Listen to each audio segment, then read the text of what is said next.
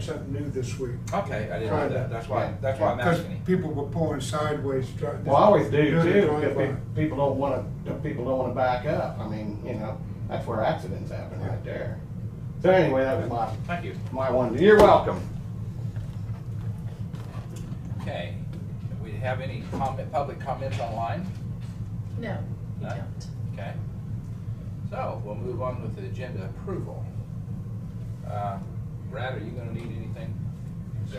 Well, there will be, but I've already talked with Bryce. It'll be under his. Okay, alrighty. And then actually, you know, now as we say that, it would be under personnel, but it'd probably be better to do it at the end. Okay, alrighty. After, we'll put it clear at the end under Nikki Reed. Yep. Okay.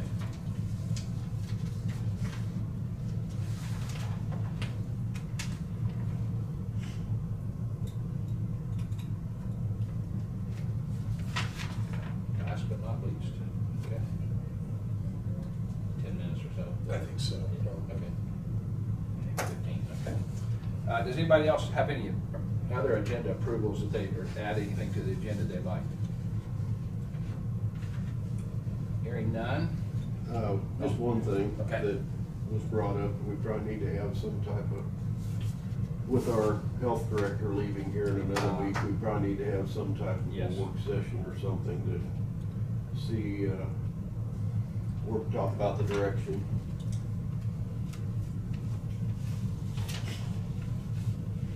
I believe we don't have a whole lot of time here with it. Well, we got 15. Randy, Yeah.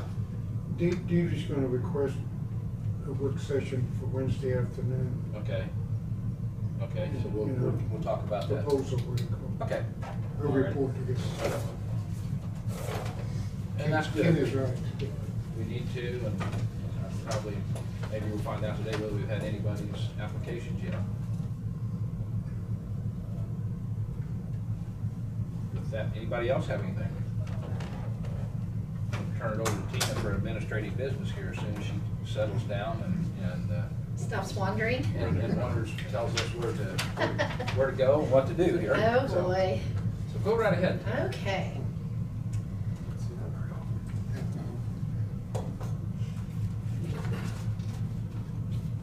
In your packet, you had another letter. This one is about the appraiser, and that we were in we did meet the substantial compliance with the state.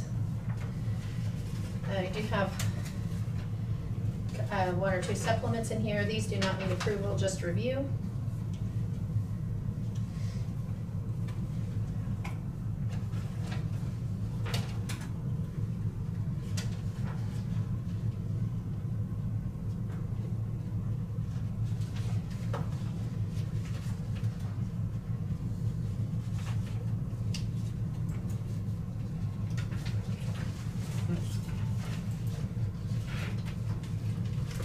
You guys are lucky you get the whole envelope today.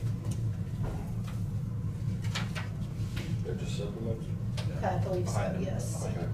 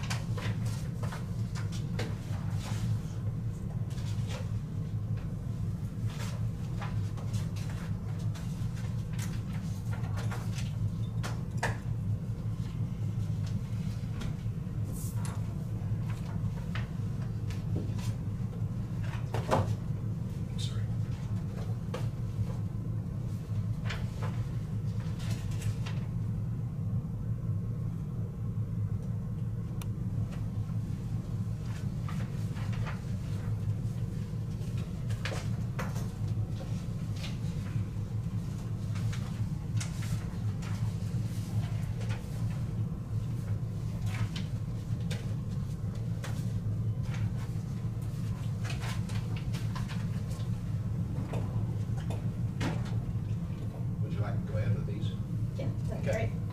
We have some salary changes here, and some new hires, I believe some new ones, new hires. Audra Weiner, this is for the weed and HHW department, hired in at $22,536 a month for a new noxious weed HHW operations specialist.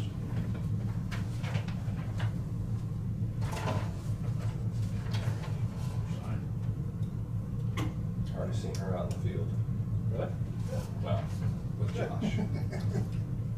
And we have Kim Ross for the new program assistant for health, hired in at $2,300 a month.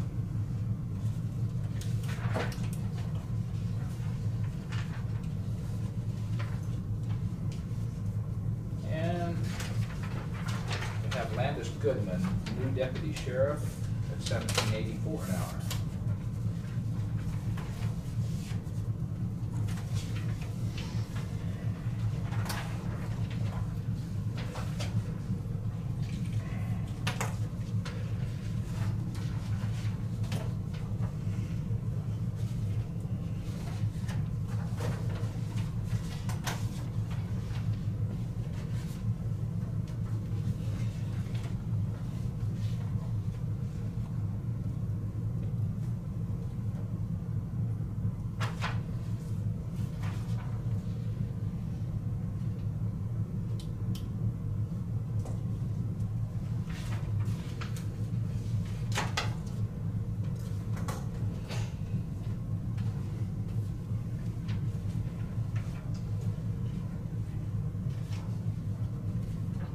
Have an application for youth hunt at the landfill, the old landfill.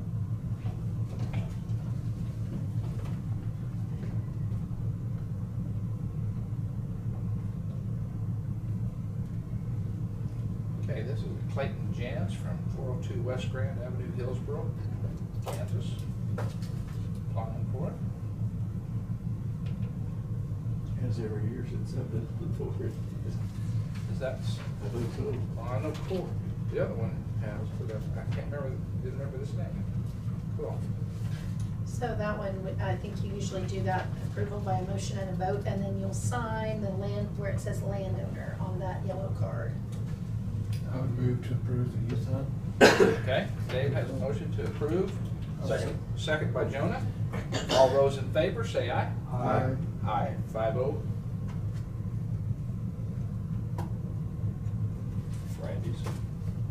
Randy's Randy Jans.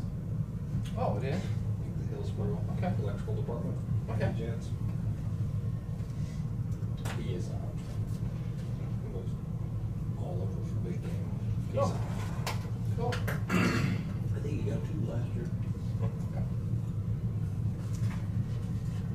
This morning I had an application, pay application number 2 for the heated dock project come in. I believe I put one of these on the table in front for each of you. The amount of the current payment is $9,900. Is that the only check you have? This is not a check today, but I need approval of this pay application so that we can issue a check. Oh, okay, all righty. I'd make that motion to approve this pay application, $9,900, for the dock. However, I'm not seeing anything out, I just drove by before the meeting today, and I'm not seeing anything out there. I don't know if they're working in a different place, or, It's probably for demolition. They made a Yeah. pad. It's demolition. that's the only thing that I'm seeing so far is the pads in there. Okay. So 10,000 and then minus 1,000 for the retainage. Oh, okay. Basically is how that. Hopefully the dogs on the road coming this way someday. Okay. So I'll make that motion to go ahead and pay the $9,900. I'll second. Second by Kent Becker. All those in favor say aye. Aye. Aye. 5-0. Okay, and if you wanna just, sign at the bottom of this one, maybe that'd be great. Yep. It's demo and then management. And then retainage.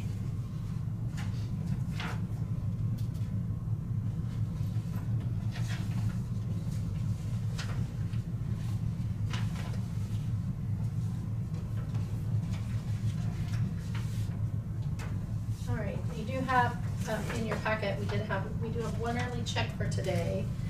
And this is for Colfax Fire, and they are actually building a new fire station.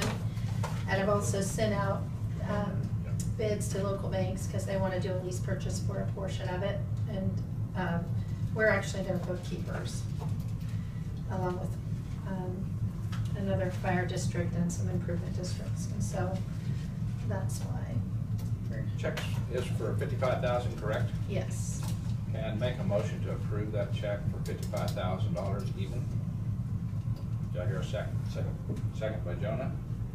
All those in favor, say aye. Aye. Aye, 5-0.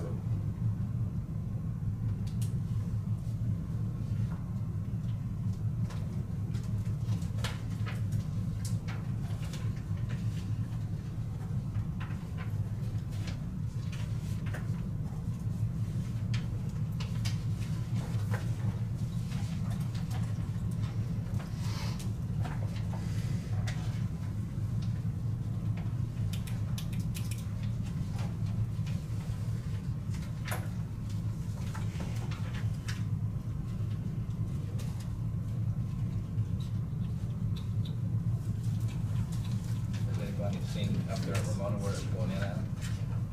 Between the post office and the old fire station there, and it's pretty nip and tuck right in there, that they're fitting it in there.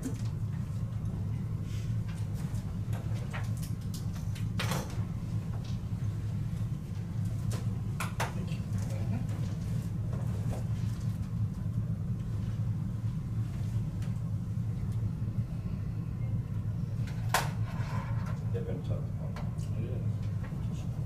About 6 foot away from the post office, not that far. Maybe a little farther. Building codes. I don't think so. Nobody asked. Yeah. You're not worried about no Chicago fires there? No. Close. Okay, the only other thing that I have was was to talk about KAC again. I know last week that Kent and Randy, you both said you were not gonna attend. It's in Overland Park, and so, a lot of times, like if it's in Wichita, or even if it's further away, we have tried, as soon as we knew when it was, we've tried to get the hotel rooms reserved and all that, but with COVID and everything else that has happened, we didn't really know what they were gonna do, and we didn't reserve any rooms. So I don't know what your interest is in going this year. I don't know if they're gonna have a virtual attendance option or voting option for the meeting. I guess from my perspective, the most beneficial day was Monday. Well, Monday's commission meeting. So the other days are half days. Unless we move the commission meeting, I won't go. You can do that. If we move the commission meeting, I consider it. Yeah. I think it's, for me, it's more trouble than it's worth right now. If it'd be Wichita, it'd be different. I'd drive a little harder. I'd go for one day, I mean, just drive up, drive back. But the half days. I know. Everybody's just saying, and would anybody have any problems moving the commission meeting that week for somebody? I mean, if we have two wanna go, I wouldn't have no problem trying to move it for that week. It's October 18th through 20.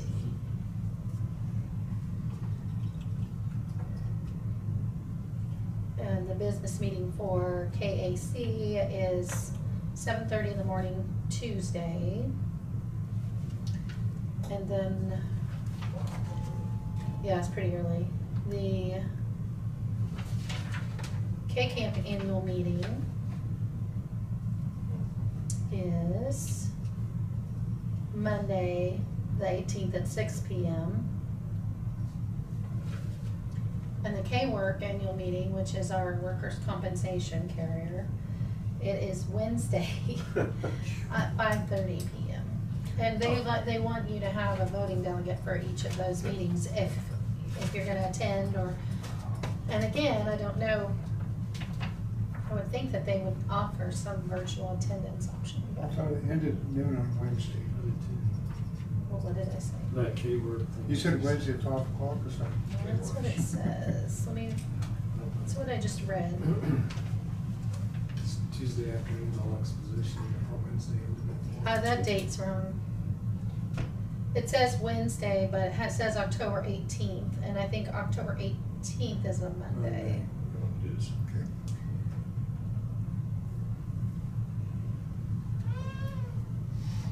If you set So- up on Monday, you can vote for the commission, be the voting delegate.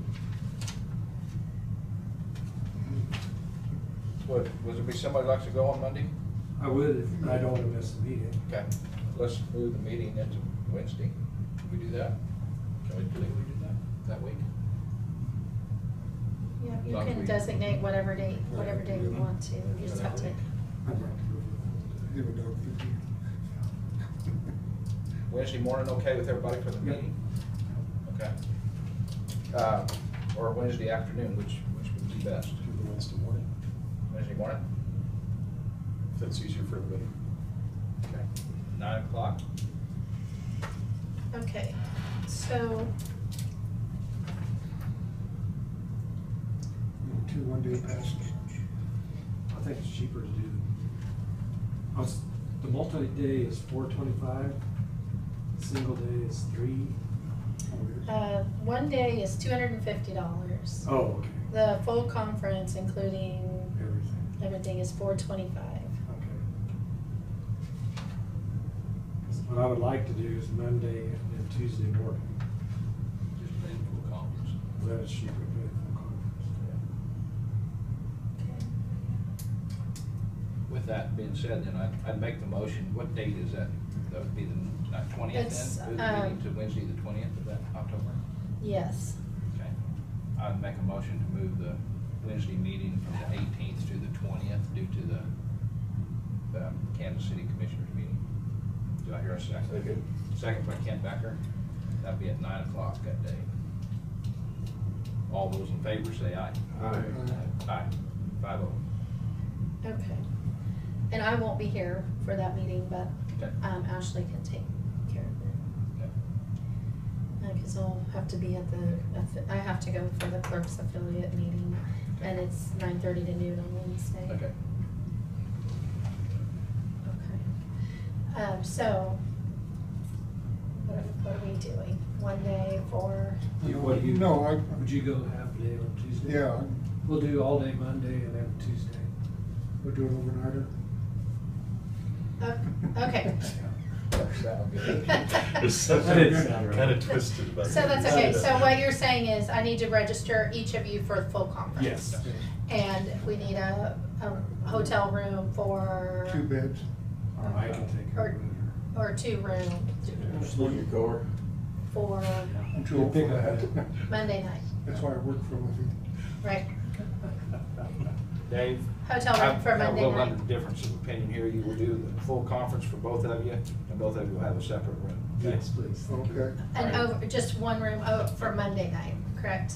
Yes, Yes, one night. one night. Okay. One night. 1 night, 2 days. Okay, so you are taking care of the rooms for us? Okay, thank you. You will be staying in Independence, Missouri. Drive.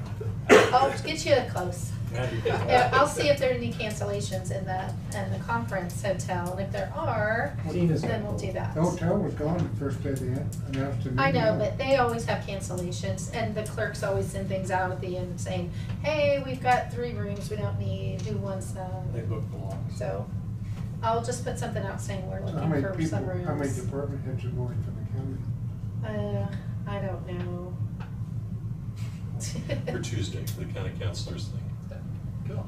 Okay, so we do have a certification of voting delegate for KAC, and they want to have you appoint a delegate, a first alternate, and a second alternate. Make a Which- motion to appoint Dave Crowfoot, since he's the vice chair, for the voting delegate, and for Dave Mueller to be an alternate voter. That's my motion. Do I hear a second? Second. Second by Jonah. All those in favor say aye. Aye. Aye. Okay, and then we're gonna have a couple more of these, so. I just get to sign this one, so.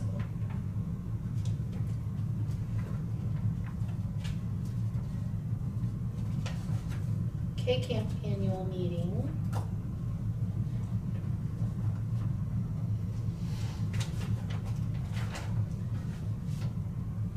Again, this is at 6 o'clock, so it would be, I think K-Work is at 5:30, this one is at 6 on the same nights. They're usually just one right after the other, yeah, on Monday. Okay, so this one, they would like a delegate and an alternate. I would make a motion to appoint Dave Mueller as a voting delegate and Dave Crowfoot as the alternate on this one. That's my motion. Do I hear a second? Second by Jonah. All those in favor of that, say aye. Aye. 5-0. If they overlap, one can be there. Yeah, yeah. Take care of both of them. All these important decisions. Okay, so this one is for K-Camp, He's the authority, and then there, we'll need one for It's not all K-Work it's also. cracked up to be, I can tell you that. If it's anything like the Kansas League municipalities, there isn't much authority to your voting delegate. That's really true. Are you okay with signing that, then I can just fill it in? Yes. Okay. And then the last one is the K-Work, which is the one right before this one. And we need a voting delegate and alternate for the K-Work What's the meeting. time frame though? This one's at 5:30 on Monday, the other one's at 6 o'clock, the one you just did. And the other one, the first one you did is the Tuesday morning at 7:30. So this one. You gotta get it. I gotta get it. This would be Dave Crowfoot. I would make that motion to appoint Dave Crowfoot as a voting delegate, and Dave Mueller as an alternate. Second. All right, have a second with that. All those in favor, say aye. Aye. 5-0. And the second, was that you, Kent? Yes. Okay. Oh, good, so many initials on here. First, second, or third. Same on this one, Randy, I'll need your Okay. signature there by the X. Do you Any have, of you can show, either of you can show up and do it. Yeah. We'll be there. North Central Turn your needs a head back around. nomination for K-Work, which is our work comp, to the K-Work board. For the North Central District, is there anyone that you wish to nominate from your North Central District for this position? Here's the chair. Does that? You don't have to nominate anyone to serve on that No, board, it's the but you district. can. It's for the whole district, yeah. And that, it's That'd be for up to counties everybody of if they want. Chase, Clay, Cloud, Dickinson, Ellsworth, Erie, Jewel, Was that for- Lincoln, Marion, McPherson, Mitchell, Morris, Ottawa, Republic, and No, Saline. it's not, that was for Casey. KC, yeah. Hey, see, my cousin over here always. Yeah. Is he? He's on that, gonna be on that. Oh, yeah, you're going to NACO. Do we have anybody that'd like to do this? Hold your hand up if you would like to. I will make the motion. I see no hands up in the air, so we'll move on. Okay. Let's see.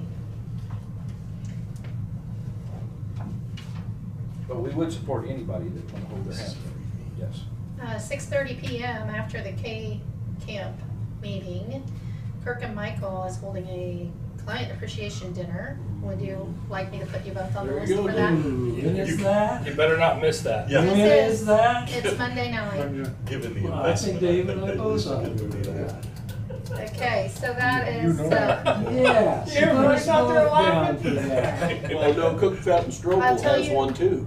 well, I haven't gotten that one yet. Yeah. So along with that, is Kirk and Michael. Kirk Better sign them up. 6:30. 6:30. I gotta Pulled get special pork, attire for beef that. brisket, cheesy potatoes, baked beans, house salad, apple pie, peach cobbler, ice cream, We'll get the menu casual ready. attire, They it should pick says. you guys up in a limousine. Yeah. You more than paid for it. Okay. 6:30 is cocktails, 7 is dinner. Oh, there we go. So, I can put you both on the list if Please. you'd like. Okay. That's fine with me. Both of you headed to that? Yes. Okay, all righty. All right. I'll give him a I'll little wear a pants. special hat. Give him a little Bring a pants bunch up. back. Can I have a picture of you in the special hat? Yeah. That's what I was gonna say. Will you send a I'll photo? bring a kitten. Let's get to all your meeting. Would you see the cat Well- at the football game yesterday? Back to Just thought business of here. Back to business I here. didn't. Sorry. We're moving on. Tina, do you have any? That's all I have. Okay. But I could update y'all on the kitty cat story of the courthouse. Bryce, come on in. It's alive and well. Keep us in suspense. Okay. Barry might need it in the middle of the road. and Bryce, bridge. go back in here and bring some order to this. Yeah. Well, I was thinking, very trusting chairman today. Can you just sign this and I'll fill it out later? Yeah, he's on a roll. I can also tell you that I know the conference center is booked as well as the adjacent hotel is booked for that, so. I don't know, like you said, maybe there'll be some cancellations, so, but, Well, I had to stay in. It was just about another mile down the road, but it wasn't too Yeah. far. It was just pretty close. well, and I guess I think they said the one that's actually out there doing some renovations, so that cuts down on rooms too, you know, so. Could be done by then. Yeah, who knows, who knows? I think the last time I was there, 2 years ago, they were doing renovations, so it's ongoing. Sure. I thought maybe she was leaving me. Well, yeah, I was gonna say you was gonna be out on your own, but I wasn't gonna let you go, but now go ahead. Okay, gotcha, okay. Well, the first thing I'd like to bring up with you is, I hate to even bring it up, but the fuel pumps. You know, we've got the new fuel pumps, they're up, they're operating and everything else. And they submitted a check, and I went ahead and pulled the check, or held the check from getting sent out. I sent them a response, or an email response. Basically, I had 3 things still in question. One of them had to do, they were going to give me logos to put on the front of there. They have done that. Second of all, when they poured the spill buckets and the concrete around them, 3 of them have settled and 1 is even cracked. And they said they were going to come back and fix them. Don't know if that means trying to jack them up, replace them, whatever else. And then the other issue is we are still working on, as far as I know, is the communication with the transfer into the cloud back to Ecos. Now, in the response I sent to the salesman that we've been dealing with this, the Ecos, which is the electronic communication system with a database and everything else. And the comment I got back was, the Ecos has nothing to do with Hoy Dale, that's between you and Gaswork. No mention whatsoever about the spill bucket concretes or anything else. So I guess request a little guidance from the commission. Do we want to go ahead and pay that, and then they'll if they come back and fix things, or I mean the issue of, I'm always leery about paying 100% or whatever else for that. Is it a huge issue? No, but I mean they said they were going to come back, and obviously the communication between the system, that's huge, because that's the whole purpose of getting this system. And so as of this morning, they were still trying. These technicalities between all this communication is just unbelievable. So anyway, the payment was for $40,942.70. So I guess I'm asking for. Is that the contract amount? That and the change order, we added a little bit of, we bought the scanner to put down in our office and things like that. Total?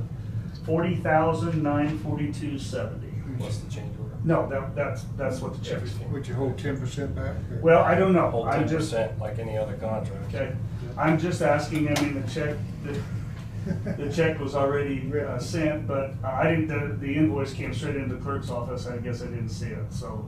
But anyway, so, Okay, but you said you held the check. yes, I have. So you Okay, so still the have it. check hasn't been sent. Correct, Okay. correct, It's yes. been yes. read.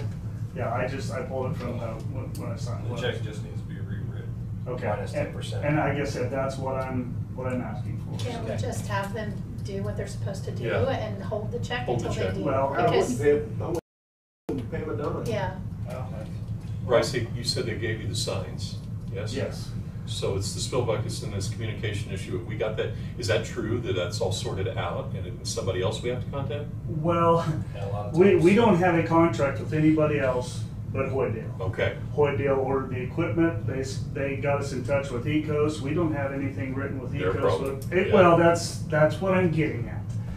But I just wanted to let you know that, you know, I mean, geez, what's been 7 months now, we've been working on this thing, it's just been a fiasco, so. I would suggest you hold the whole check so we don't have to reissue. I can send a letter up on Bryce's, Okay. instruction, just indicating, we'll pay you as soon as you're done. And Okay. these are the items that are still not been completed. Okay. And I don't buy off on, no, that's between someone else, because Well, that's their sub, not ours. Exactly. And that's why I just, you know, everything has been working fine, other than, we had on the screen, we had the regular screen and then something else on top of it. They took care of it fairly quickly. They wirelessly, or they remoted in, took care of that. Everything else has been performing fine, but I'm just kind of like you guys, so. Anyway, we can. But without that communication, you can't track. Yeah, or Exactly, not- well, and that's what I'm saying, that's the whole point of doing the whole system. Between The guys. system's not And of functional. course, without it. yeah, and that's Well, between it the is. ecos and our IT guys, which, I mean, Joe's even been going up there, he was up there for a couple hours trying to work things out, so you can't say that we're not trying. Right. Yeah. So it goes from home system to the cloud to what? Well, you go to the cloud, they can access that, we can access, that's where our reports come from. But you're not able to access the cloud? The Ecos guy is not able to access the information on the cloud. He thinks it's some setting that we have with an IP address. And again, I'm kind of out of that. I just sent it off to the IT guys. It gets pretty messy in some of these worlds because there's an in-house IT and then there's the out-of-house IT, and you gotta get the ones to stop pointing fingers at each other. That's kind of like this whole system has been between. Well, I mean, the Yeah. IT world is kind of built like that because there's certain people that have proprietary It's not their innovation fault. and proprietary information, and they gotta come together. Yeah. $41,000 should Sounds inspire like them most to of talk them to now each other. have. You would sure think so. It depends on what kind of patents and legalities. Yeah, that's true. But And Okay. If our contract said that they would take care of all. Well, see, and part of the reason has been is when they first come out, the pumps have never really been an issue. But when they come out to replace the spill buckets, they basically were gonna go pour them back exactly the way they were, and they were about this high off the ground. I'm like, no. Well, then they come back and said, well, in order to fix those, we have to dig down to the top of the tank, put the new riser in, and everything else. And I said, so you guys saw what we had. We wanted the spill buckets down on the ground, and they missed that. So they tried to come back and get a changeover for that, and I just said no, plain and simple. So now they come back and they poured the spill buckets, and that's been, I don't know, 2-3 months ago now. And you can go up there, they're all settled, and one over there with inspection doors cracked, so I don't know if they weren't poured thick enough, or if they didn't have enough reinforcing steel, or they settled underneath there. Do you have settling in down with the tanks? What's that? Are they settling in on the tanks? You don't think so. And that was the other issue, was I said, if they settle, I don't think it's gonna affect anything with the riser, because they've already been tested. They have to be tested. So that was my comments, was I don't wanna mess up the spill buckets on top. Brad, do you need picture documentation of this? yeah, I'll just get everything from Bryce Yeah. and send him a letter right away. Yeah. But I would suggest holding the whole check. Okay. I'd make a motion that we hold the check for what's the name of them? It's Hoydale. Hoydale, for the gas pumps up there until the issues have been solved between Brad and them. Okay. That's my motion. Do I hear a second? Second. Second, like I saw Kent moving first. That's all right. That's all right. It's a double second. Double second, all right. All those in favor say aye. Aye. Aye. 5-0. All right. I did get some good word from KDOT. They are willing to take the material up there for the crushed concrete. They said it's not the ideal stuff, but they didn't want to get involved in any kind of stuff that would be involved with us either. So they will take that. So, based on the quantities of 53,000 tons, that would pay them, the total contract would be $270,300. The only thing that really comes up the issue is whether you still want to deduct the late fee, the late charge, the damages. That would be 21 days at $1,500 a day for $31,500. Now the original contract was supposed to be done by April 5th. By his agreement and the commission, we extended that to July 1st, and he did not get done until July 30th. So he owes us that. well, again, that's, we did have the overrun, which he does have I guess it's somewhat a claim or whatever else for the overrun, but I mean, even then, I think it took him way longer than what. Is the overrun, is he happy with what was projected overrun? And Well, how much that's, money is that? well, and that's the other thing, is he's got his drone reports and we've got our drone reports, so that's what we're working on. So- But that's just the main thing, it's just a matter of hashing that out, and again, whether you want to hold that extra money. Is it, I mean, like I said, he's got legitimate that there was an overrun, but then the other contractors look at the fact is, hey, we bid it to get done in this amount of time. And honestly, he wasn't done in that amount of time with the original contract either. So, But if we come charging the overrun and our drone report says 10,000 and then he sees that we're charging that, will his drone report say 20,000? no, well, we have the drone reports. We already have both of those. We have the ones we done, and he submitted the ones that he had done. Are there discrepancies? A little bit, but that's due to the nature of, it basically, the drone comes in on top and takes a digital elevation, so it's just a matter of how specific you are with that. The contractors typically do those a little faster, they're a little more straight lines. K-State was just down to the gnat, so I'm very, very confident in them. But, you know, again, I mean, I say that's a small little item, they're very convertible, so. We're supposed to be out there by April, did we, right? Yes. Okay, did we have anything that held us back? I mean, there's 2 or 3 months from April, May, June, and July, 3 months. Do we have anything that we're gonna have to pay for due to this old late fee? Not that I know of, other than the overrun. The reason we set it up that way is because we wanted the material so we could start hauling it this spring. And the way this has turned out this spring, you know. And we've got a deadline to get the material off of Gary. That is July of next year. That's not too much of an issue. Plus, the other thing is, you know, I've got to haul the material off at Beaver Box and clean that up, which we had planned on it, but some of the area up there around on that verdict corner, there's going to be more cleanup than what we had anticipated. But you know, again, it's one of those gray areas where we didn't specify exactly what needed to be done, and you know, so again, we learn as we go. So. If we want to talk about it with any greater specificity about the pros and cons, we probably need to do it in an executive session. Well, you know, if that's what you want to do, but I just so.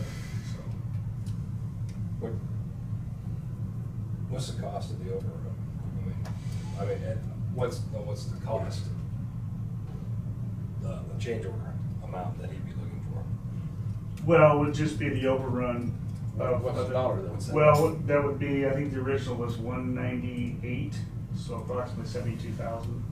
72,000. Talking about holding back 30. Yeah. So you're still in $40,000 check. Yeah.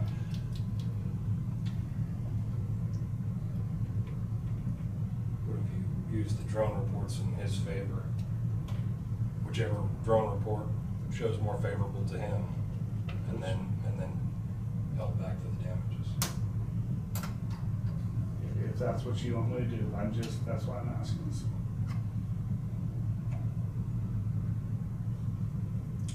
I think you've been advised that if we go any further before we're talking about it, we need to go in executive session. Unless somebody wants to make a motion, or probably. If there's no more discussion, we could accept a motion. If there's more discussion by anybody, then we probably should go in and discuss it. If that's a legal clause, legal matter. Talking outright, if we drop one, you're talking what, 70-some thousand or 90 over? Over 70,000. 70,000 over. Do I get any motions? I think we're responsible to our constituents to follow the contracts that we sign. Period. Just include that. If you get a motion, I'd suggest going into executive for about 10 minutes. Okay, I would make that motion to go into executive session for 10 minutes to discuss This contract negotiation. contract negotiations. Attorney-client privilege. Under attorney-client privileges pursuant to KSA 75-431 B. 2, consultation with our attorney-client privilege with the board and Tina and Brad and Bryce for 10 minutes. All those, or that's my motion, do I hear a second? Second by Jonah. All those in favor say aye. Aye. Aye. 5-0.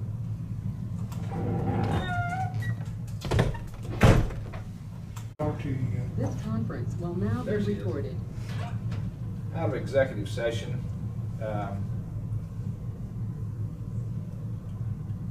would anybody like to make a motion? I'd like to make a motion that we pay the contractor for the crushed concrete overage based on the larger tonnage amount from the drones minus the damages set forth by the contract. That's very good. Do I hear a second? Second. Second by Dave Mueller. All those in favor, say aye. Aye. Aye. Same, if you're opposed, same sound. Unanimous 5-0. Okay.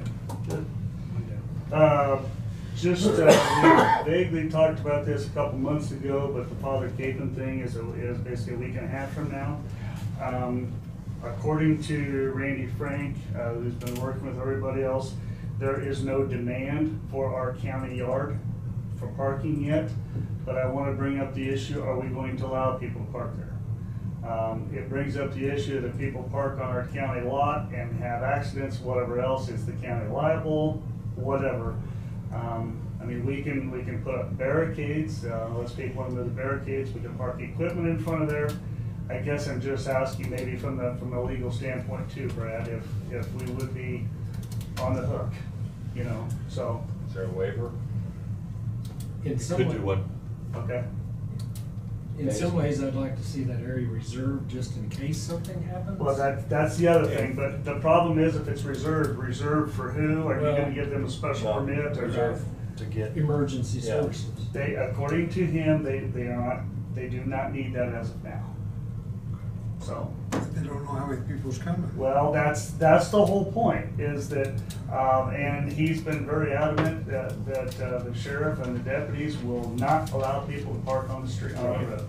So if that's the case, they find where they're going to park, and hey, there's a parking lot, it's county, I pay for this, I can go use it.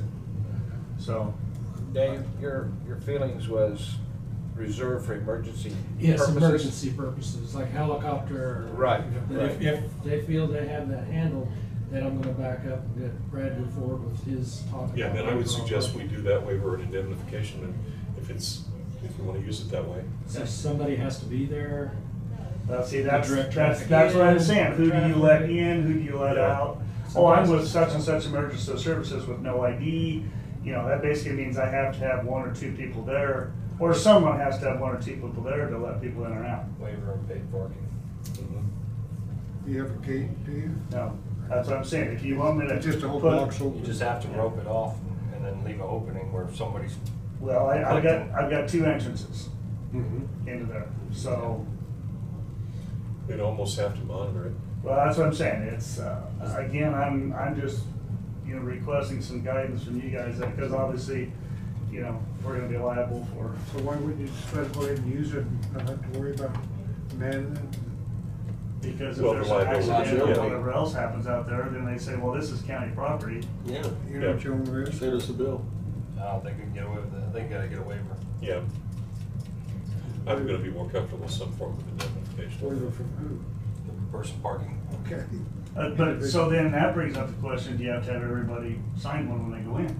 Either that, or if we're back to all these different entities being involved in this, if someone else wants to control that, you know, and they take that on, whether it's the church or someone else, then in those circumstances, that would be who we got the indemnification from. They can go ahead and deal with manning it. At that point, if we have a problem, we're gonna hand it off to them and tell them. Some your clerk insurance is could gonna- charge $5 a piece to park. Yeah, that's another thing, but here's the other thing is that, according to what Randy is telling me, the church basically is worried about the church only, and that's it. Yeah. They're setting up parking in their lot and whatever else, and everybody else is on their own. Now, what does that mean? It could be absolute chaos if you have The people, cars because, are all over town. well, all over town is one thing, but. All the if way they- down Remington. Yeah, and that's the whole point. If they start parking on both sides of Remington, It's gonna that's be a not deal. good. Well, you're gonna have one lane The access. sheriff has made it clear there's no Yeah, parking. on yes. If how you gonna stop? there. They're gonna be there. And to make Yeah, it there's worse, one- what we were told this morning, the public is invited for the viewing elements. So that's going to, suddenly it's becoming a One- much bigger. One way, One way, which way? whichever way you pick. Up Remington and out Well, 290th. the biggest thing you face there is that, trying to direct thousands of yeah. people or even hundreds of people that will be there and they wanna park as close as they can. I mean, then you're bringing up handicap. And the everything else. older people Yeah, too. they're gonna wanna roll up, let someone Yeah. off and get Yeah. back I out of mean, there. they won't need a bus. And like I stop. said, I mean, I want this thing to Wouldn't be a go. bad idea. Yeah. We could find a lot of other places for them to park up before they ever get there. We And almost just have need a a- bus. Well, at one time they were talking about there were several people that had fields there that were gonna have They- it cleared and, They've apparently offered those Yeah. up, but we get 6 inches of rain 2 days before. What a mess. They'd still try to park there, Yeah. and you'd have to pull them all out. The last meeting, I we did would have a think map right with parking on it. okay. Well, and I guess here's the other thing is it's a week and a half. We still have, if you want to, a decision to make next week or to discuss all this stuff. Like I said, I don't really care either way. I'll do whatever you guys want. If we want to block it off, we'll leave it open either way. I would give the directive to Bryce to barricade off and leave it unparkable unless we have an approach by some group for next week's meeting. Yeah. And we leave it as county grounds in case of emergencies, in case something goes wrong that we don't know about. Yeah. Sheriff's Department can direct that. if Sheriff's like that, Department if it's could an use that emergency. for directing, Or for Randy Frank. a emergency or whatever, or Randy or whatever, who's ever in charge. Yeah, because like I said, hey, That would be my directive, would the board back me on that? Yes. Yeah, after hearing everything, I think that's the way. I guess Randy, all the media stations are coming in and said, well, do you have room for us to park the big trucks? And he says, I'm not going to tell you either way. That's up to you. So, you know, like I said, they start bringing in those big trucks and that takes up a lot more parking and, you know, they're gonna want more room. Space. Anyway. They won't probably want to park down there. They'll want to park right in the church. Right- parking right Well, lot. that's basically what they said was, because they wanted to sit here so they could see the procession coming in. Yeah. And everybody else was gonna want And to, they're you know, but gonna, they're gonna anyway. be there at 8 o'clock in the morning setting up. Who knows? They'll I be mean, there the night honestly, before. it's honestly, yeah, the first come, first served when it comes to that. There is a map with parking directives, and there is an area set aside for media. A Okay. specific spot, there's specific area for EMS. Okay. Specific spot for command, instant command. Okay. So there are those designated areas. Yeah, which just takes away from Well, from all the it takes other away stuff from too, the so- general parking, Yeah, but yeah. there is, the local group has put together a Okay. plan for that should work. And then what was mentioned and then put wrong in the paper is, the county's not flying the drones, it's the media that's flying the Yeah. drones. The county is overseeing, the county is hiring someone to oversee the drones, so there isn't an incident Yeah. through emergency Okay, management. well, we'll go with that unless something else comes up. So. And you can bring it back to us if there's something comes up. Sounds good. All right, talked to last week about, the water come up in the road on 330th, just east of Tampa. The contractor was still up there and they actually went out there and fixed it themselves and no Wow. charge. Very nice. Good. So, Very nice. they, like I said, I was impressed that it looks really nice and hoping it still holds and everything else, but they fixed it for nothing before they left. It was probably 125 foot long, so. But anyway, Big hole. Very nice. yeah.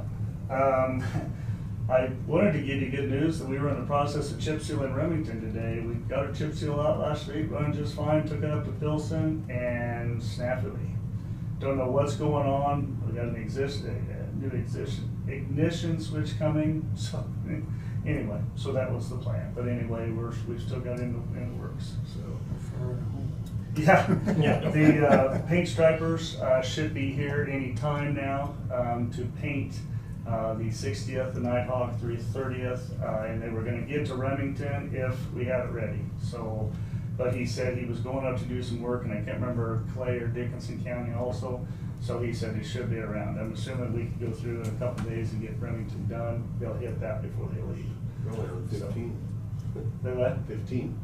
They redid 15 from Marion County line north. Oh, yeah. Oh, but that was KDOT. Yeah. Yeah. Yeah, but I mean, they got their own stripers, or do they? Yeah, KDOT. yeah, I just thought maybe that's where they did. No, the KDOT does all their own. Fact is, I think they're down to only 3 machines in the entire state. They like go to, each one of them does 2 districts, so they're like everybody else. The cost of those trucks and very, very high maintenance, they just decided, and help and everything else, so. But anyway, so we'll get started on the paint. Speaking of needing help, We are at a crisis mode. I am 8 full-time people short right now, not with temporaries or summer people, and there's a possibility within the next month I lose 3 more. So if I get down to that 11, that will put me at 66% of my staff. Retirement or? Well, retirement and medical and two of them are retirements, and one of them totally caught me off guard, but retirement's retirement, so. How many men do you have in your department? Total number? Not enough. No. That's what I'm saying. Total number of lives. I'm staffed for 33. I have positions for 33, not including the summer help and temporary. Not including some, Yeah. right.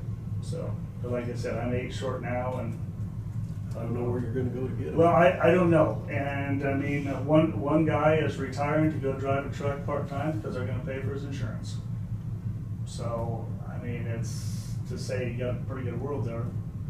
So, but anyway, just wanted to let you know that's what's looking like. So, kind of caught us off guard. That will leave us 1 full-time truck driver. So, anyway, just wanted to We've put that been out talking there. about contract hauling for the last. Well, and honestly, that's probably what it's gonna No be. choice. It's gonna take us more to do that, but, so. Anyway, I come back with, some numbers for the cost share and the local bridge improvement. The cost share I come up with, this is just, this is for the, local bridge improvement program. But as far as the cost share to do, the VNL road on 290th, based on the 14.5 miles, my best guess would be about $3.6 million. For Kansas, just doing the first 1.5 miles from 185th north, full depth up to 56 would be about $1.5 million. And just do an overlay on the south portion there if you wanted to do that. You put both of those together and it's about 2.3 million. And then 190th, if you did anything from here to Hillsboro, would be about 2.7 million.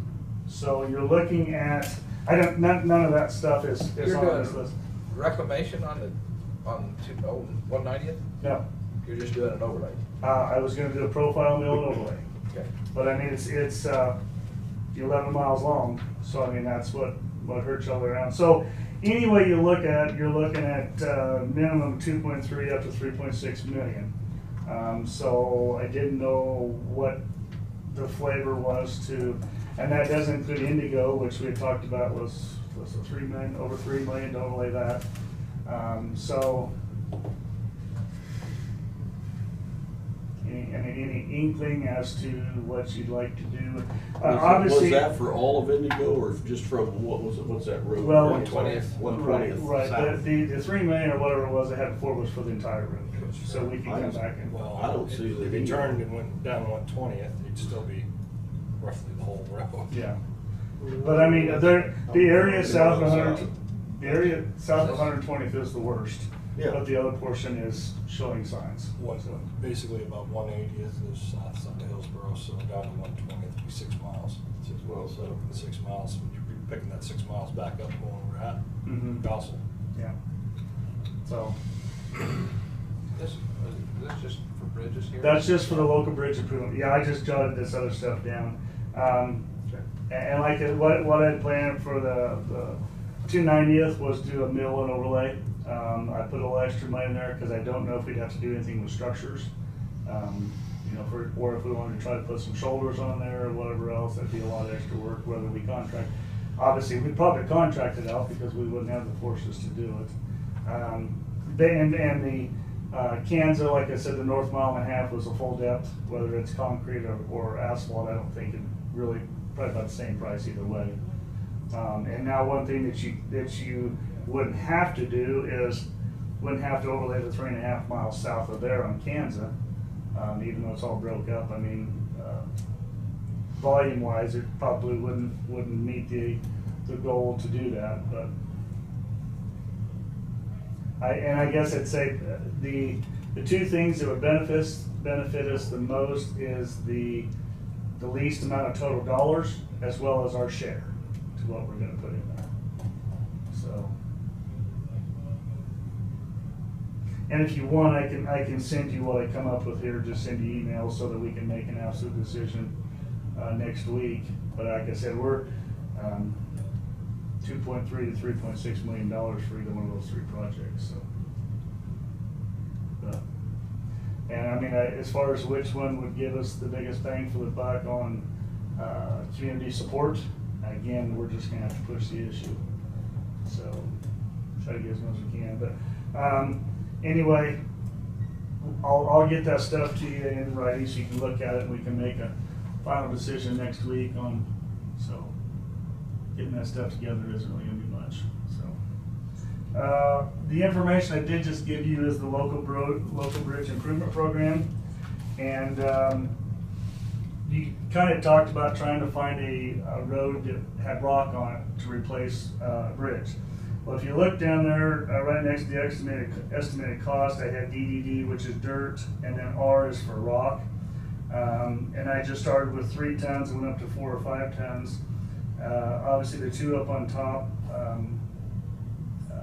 those projects up there as well as that.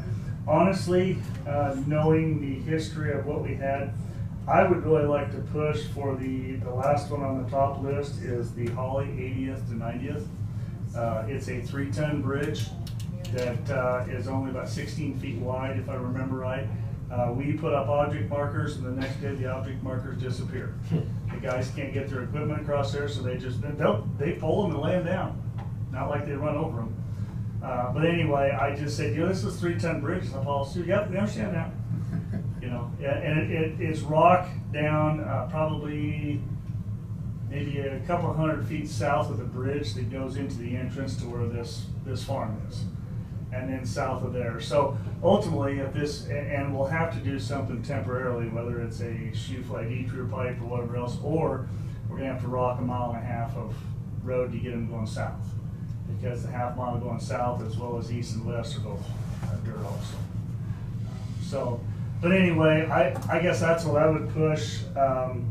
The other one is that I'd probably look at would be on the second list would be the 4th one down was the Falcon south of 250th.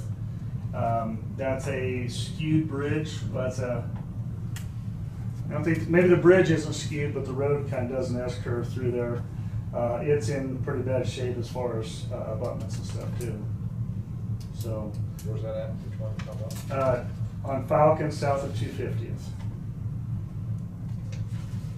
Now these are the estimated costs from our bridge report. On the second page is the eligibility. Basically, I went through and put a dot by everything that was 25 or less. That tells you just 1, 2, 3, 4, 5, 6, 7, 8 of them. They have a sufficiency less than from 25 or less, which is that's based on a scale of 100. So.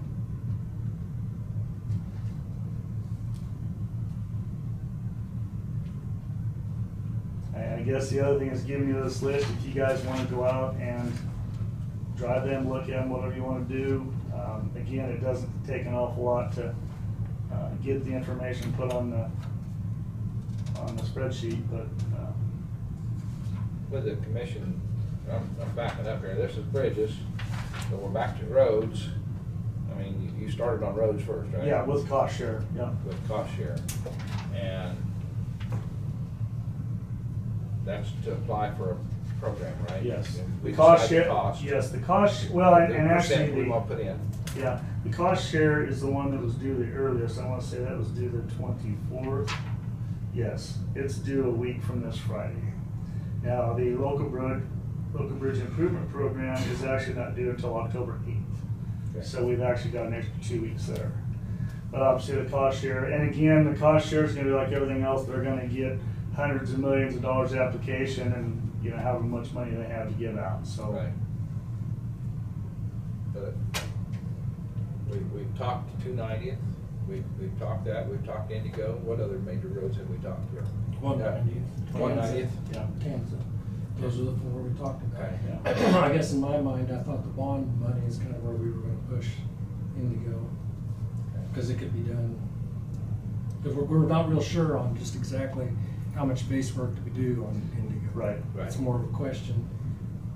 In my mind, again, this is just as an individual, I was thinking Indigo, probably bond, maybe Kansas is bond, or 190, since they're kind of close proximity. If you could lump them together in the bond project, then you maybe get a better deal on it. So I guess in my mind, I was still thinking 290 as the cost share. You know, do a 60-40 to try to get it attractive. You've got issues of getting support points of safety from Capeman potential, high traffic, grain potential, safety is across traffic between the two state highways.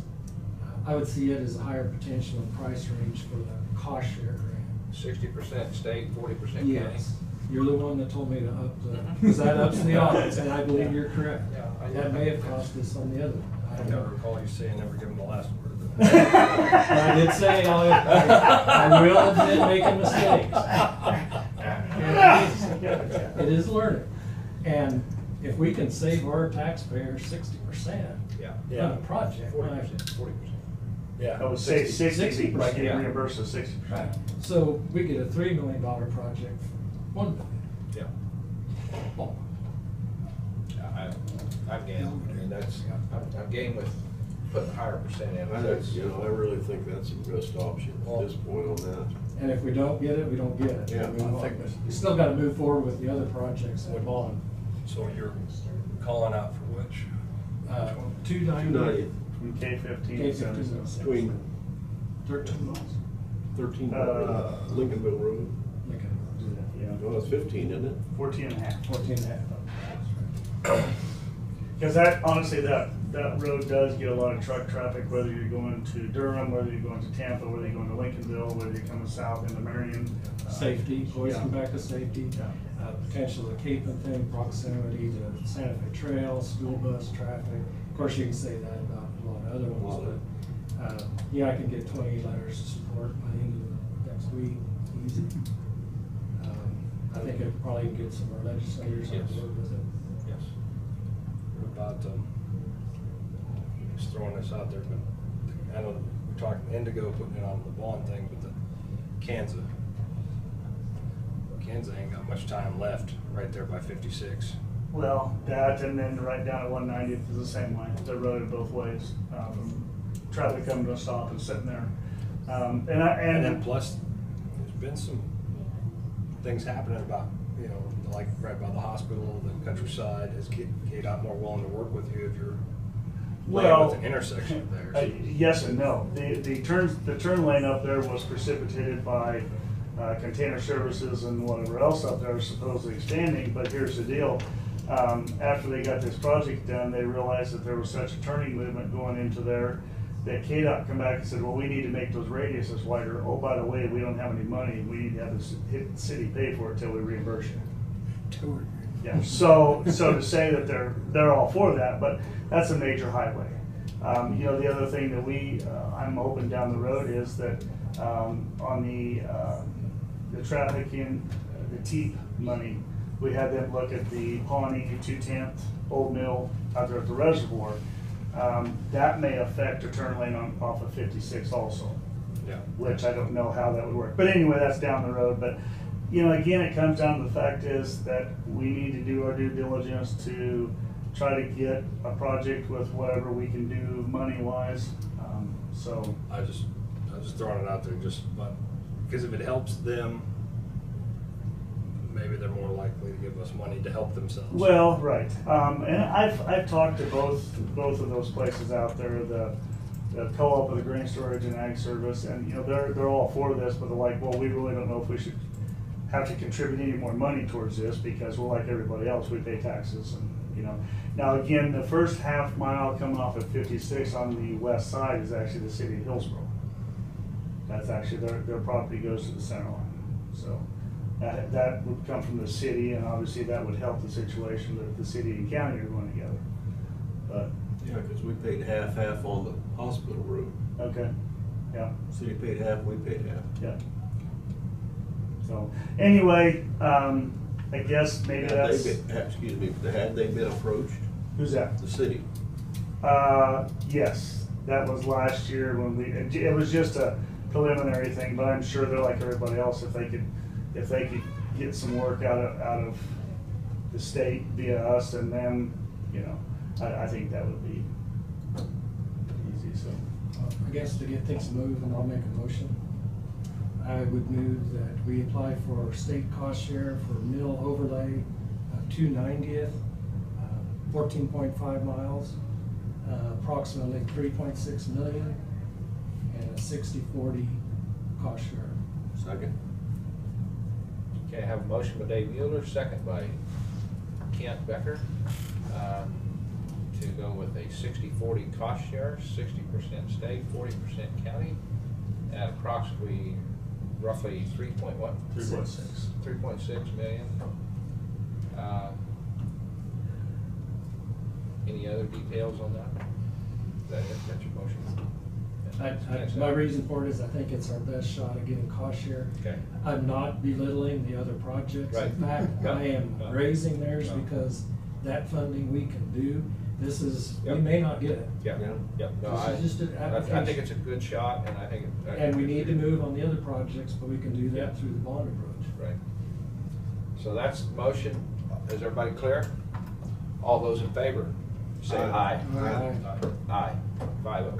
Did anybody second Yes. Kent Becker second. it? Yeah, okay. Yes. I was like, Tino did it, so. Yes. All right. Okay, we got one decision. Yes. I did sign off on one FEMA payment application last week.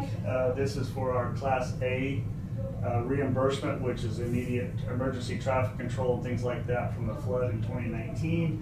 We will be getting $7,628.31 from FEMA. And that was, our portion would have been $2,542.76. Now, I'm guessing that takes 4 to 6 weeks, whatever it is, to get money from them. Lorena also told me that she apologized extensively because her father ended up having to move in with her and ended up passing away. So the last month, she said it's been really, really tough. But she said apologize. She would hope to have everything of ours turned in by the 21st. And so once they look at that, then we sign off on it and go from there. So and I'm not gonna say the check's in the mail. The check might be in the mail on this other portion.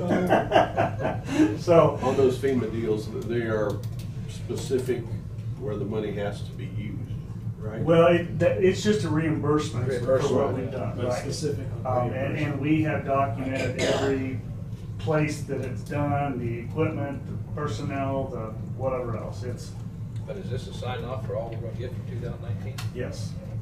Well, Yeah. And does not include, well, no, this amount here is just for the Class A emergency stuff. The rest would be, it was up to like 360. Yeah, there we go. I'm sorry. No, whatever the original, I think it was like 360,000 or whatever it was. So yeah, that's the other part that she will send in on the 21st Okay. for them to look at. Okay. So, but I'm saying as far as this one here, this one's been signed off on, so Okay. that works. Okay, And Bryce, what else do you have? the only thing I have is I'd like to have an executive session for personnel, about 5 minutes. So, Okay. Make a motion that we move into recess and executive session in order to discuss personnel performance and what personnel matters pursuant to KSA 75-431(b), non-elected personnel with the board and Brad. Anybody else? Bryce. Hey, anybody else? nope. Okay. Just with the board and Brad and Bryce. All those for 5 minutes. All those in favor of that, say aye. Second. Or second, There you give a go. second. Jonah, second. All those in favor of that, say aye. Five. Tina's always worried about those technicalities. Yeah. Well, we made a decision. We made a couple You decisions. know, Bryce is pretty nice when you just send in with the paper.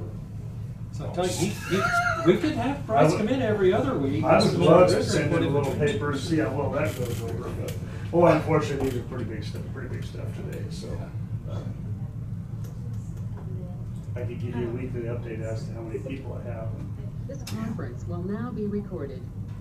Okay, out of executive session, I have a question to ask. We're on shared leave. Can we put, like, if the board votes to do that for an employee, can you set it for like 2 months, or October 20th for us to review for the first month and a half, and then review it and extend it again if you need to?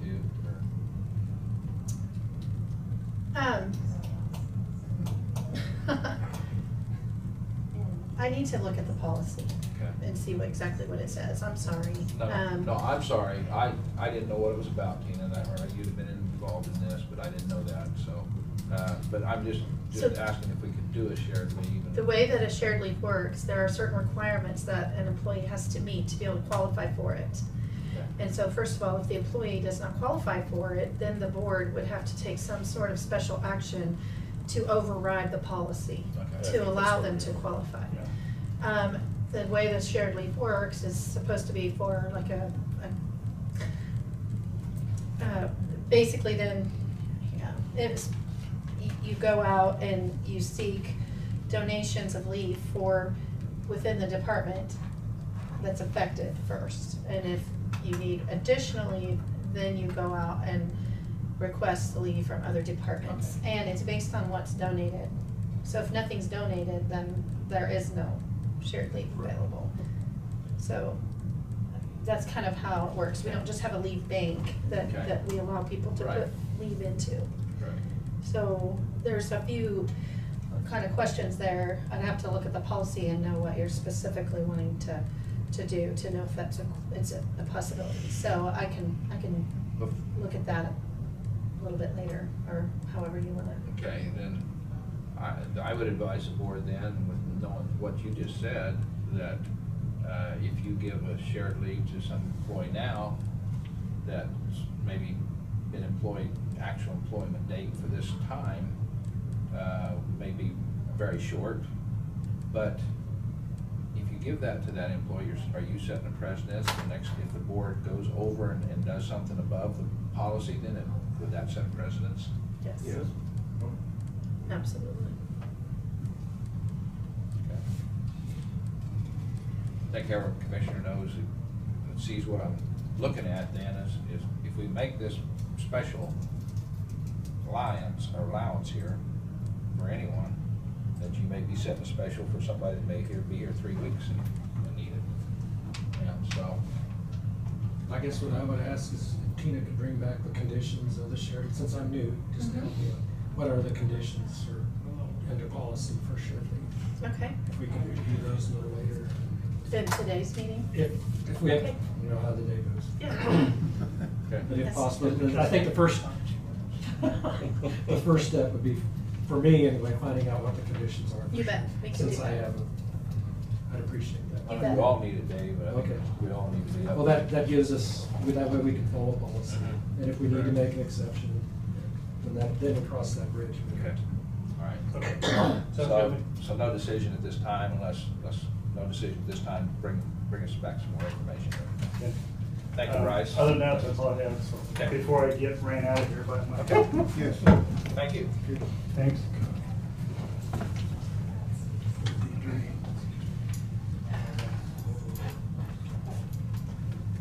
Hey, take your time. Oh, yeah. Hopefully brought something to do. Yeah. Okay, first of all, the COVID report.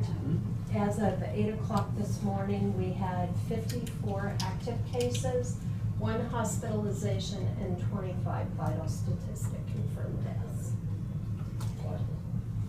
So that's the update. I would like to ask to be reimbursed for my unused vacation of 116.5 hours, so I don't just lose it. Okay, this is in your qualifying work year?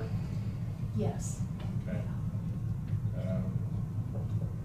Yes, then I would ask maybe clerk to verify what in this, do you have any, what kind of time you have available? Has this been verified? That's what it says I have left on the executive.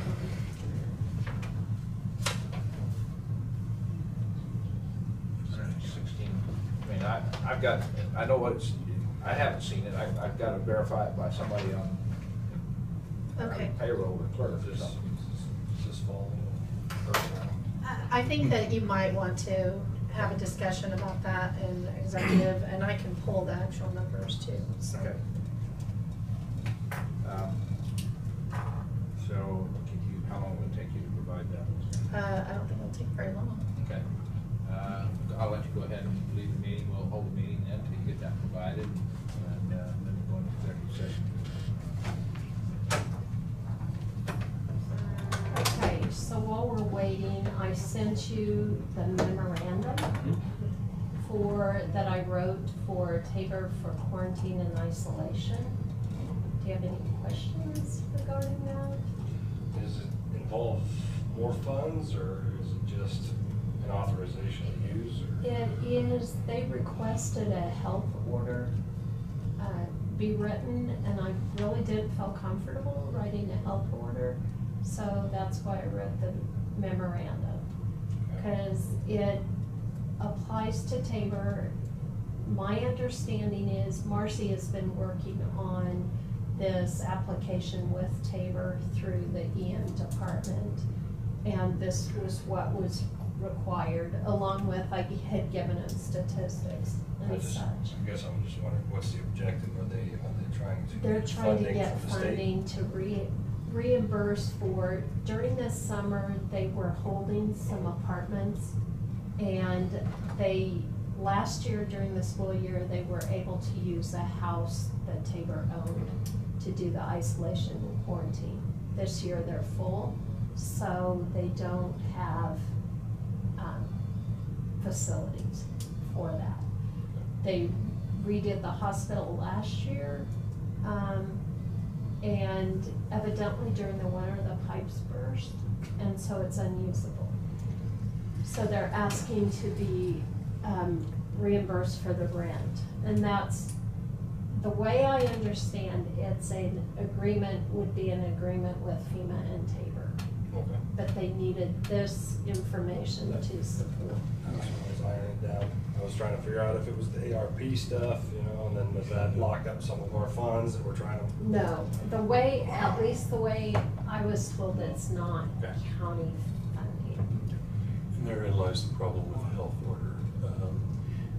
Private entity, not for profit, but looking for reimbursement separate and apart from the county. But yet the health order, I don't even know how we'd write that.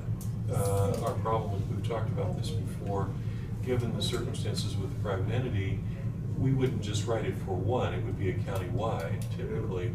And that, when Deidre, I started pulling stuff and looking, I don't know how to write it. Maybe it's just my own ignorance, but I don't know. I couldn't figure out how to write it, because if I write an order for just one little thing, Yeah, I was uncomfortable, because it would need to be open to the county, and then the county and Tabor would have to decide who's gonna do the upkeep, who's gonna do the monitoring of the clients, who's gonna feed these people, what if they need services, outside of that, and what if you get public in with students, I mean, just a whole different. liability, significant liability issues, there's just so much commingling of that, and I don't think they ever intended for that to be a publicly accessible. It's really it's a service they're Correct. providing for their student population.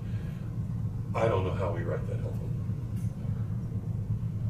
So that's why I just did the memorandum. Yeah, was there emergency declaration doesn't hold any weight? Not for, well, it can, but again, we've gone in and out of some of that, so that under the circumstances, us doing one at the county level without having something backing us up at the state level is going to be difficult. And again, if we do it, we're generally going to do that so that it's uniformly applied. In this instance, we're going to say, no, if you're not a Tabor student, we don't care. Well, we can't do that on that kind of a broad-based health order from the county health official.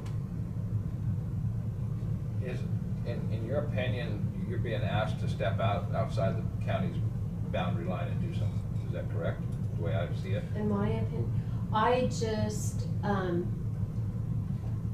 don't know if it's being asked to step out. Let me say it so Yeah. I don't know whether it involves your normal, everyday line of duties. No. Not As to the health extent of how this officer, is being you done. have that duty. As the Board of Health, you have duties to commandeer any property if need be in a crisis. So having the health disaster declaration in place, that helps with it, but I don't, logistically and operationally, I don't know if it's the wisest decision to represent the county to do that. Because that would entail, if you opened it up to the community, that entails a whole different beast, you might say. Conceptually, Do it one for changes every everything community they in want to the do. county. What?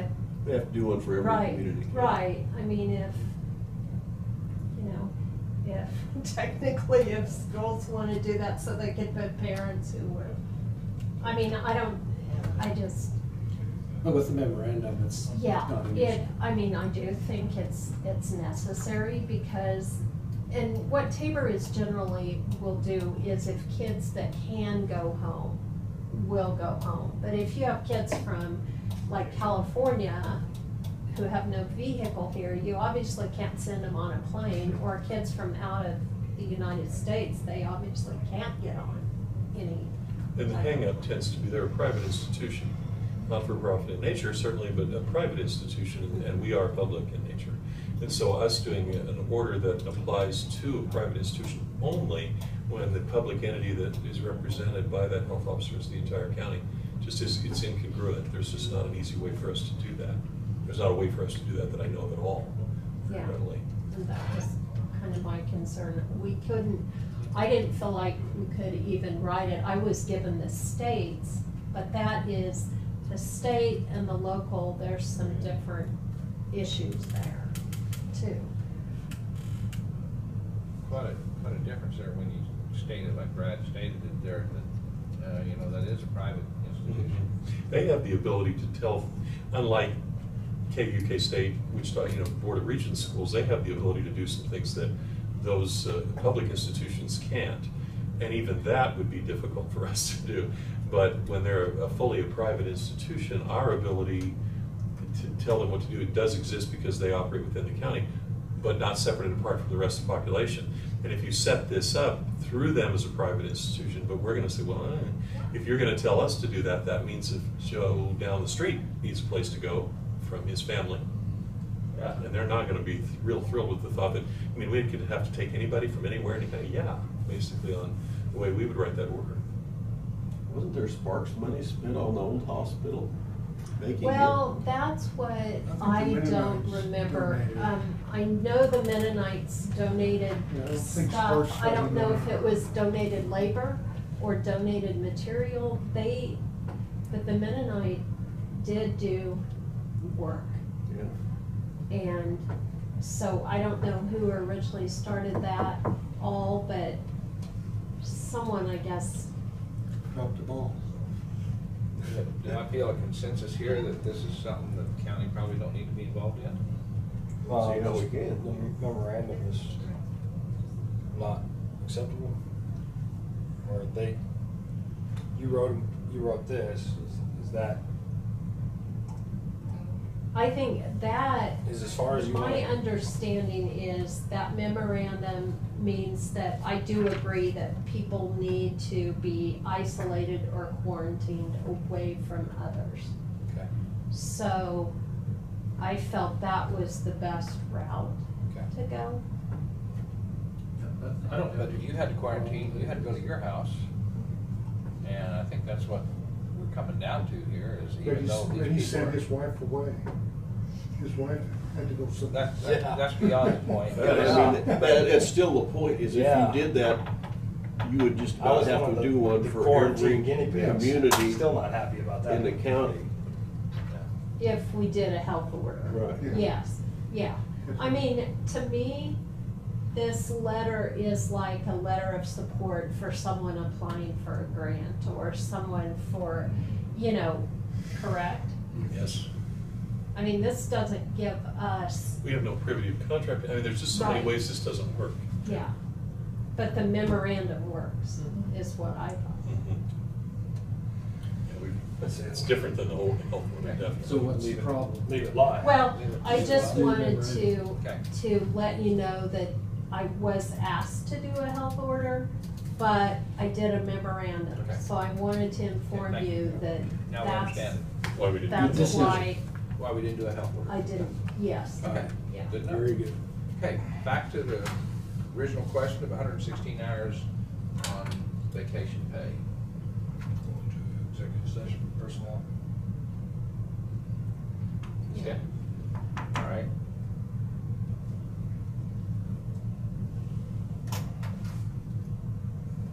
Is it, I guess before we go into executive session, I would ask the question, is there, well, you said there may be some circumstances, so I guess then I can go under that, but I was gonna say, if it's just for a person asking, why do we have to, the person that's resigning is gonna be paid for their last paycheck or so? Depends upon how your discussion goes. It gets into specific elements for the individual who is Okay. employed, so I think it'd probably still useful to do it that way. Personnel, okay. How long do we need, Tina? I think 5 minutes is fine. Right, okay. I move that we recess into executive session in order to discuss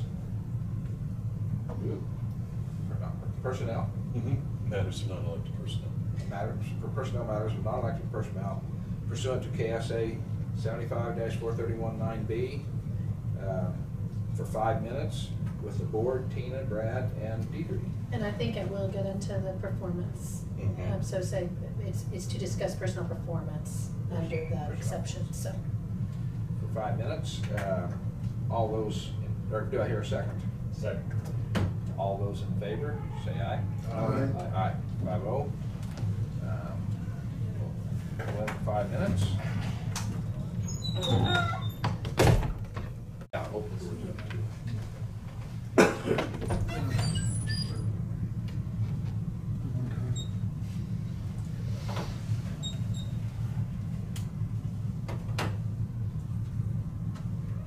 Gonna take a second here, the meeting didn't wanna come right up.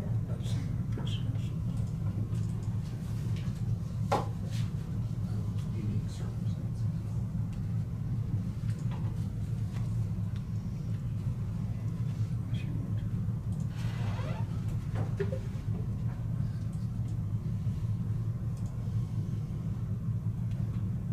This conference will now be recorded. Okay. Out of executive session, do I hear a motion? I would like to make a motion that if there's a one-time exception to the rules, to vacation time earned of 116 hours be paid due to not being able to take vacation the last 18 months due to the COVID crisis. And we are not setting a precedent, so this is a unique situation. I'll second the motion. I have a motion by Dave Crowfoot, by Dave, second by Dave Mueller to pay. I would like to clarify that the 116.5 is left over from just 1 year, Dave. Her year of salary, not a year, 18 months. Okay. That she did not take, she's only taken, if she was given 140 hours. 160. 160, she's only taken whatever that is, 40 hours, 116.5. 44 And there hours. has been, there's, as everybody knows, the health department's been under, the last year, and we understand that. So that's, we're clear on that, 116.5 hours. And we have a second by Dave Mueller. All those in favor of that, say aye. Aye. Okay. Then, it's also been by the city, well, it's whatever. Okay. Yeah. Okay. Okay, I also, on your email, sent you a sheet that looked like this. That will have to be done before I leave. You will have to appoint a health officer by the 21st. The see, and then the other attachment is the health director and health officer job description. It's got some markups in it because I'm not sure which way you'll go, so I put, like, if it was RN specific, if it, health officer, I put some things in there also if you wanna separate that.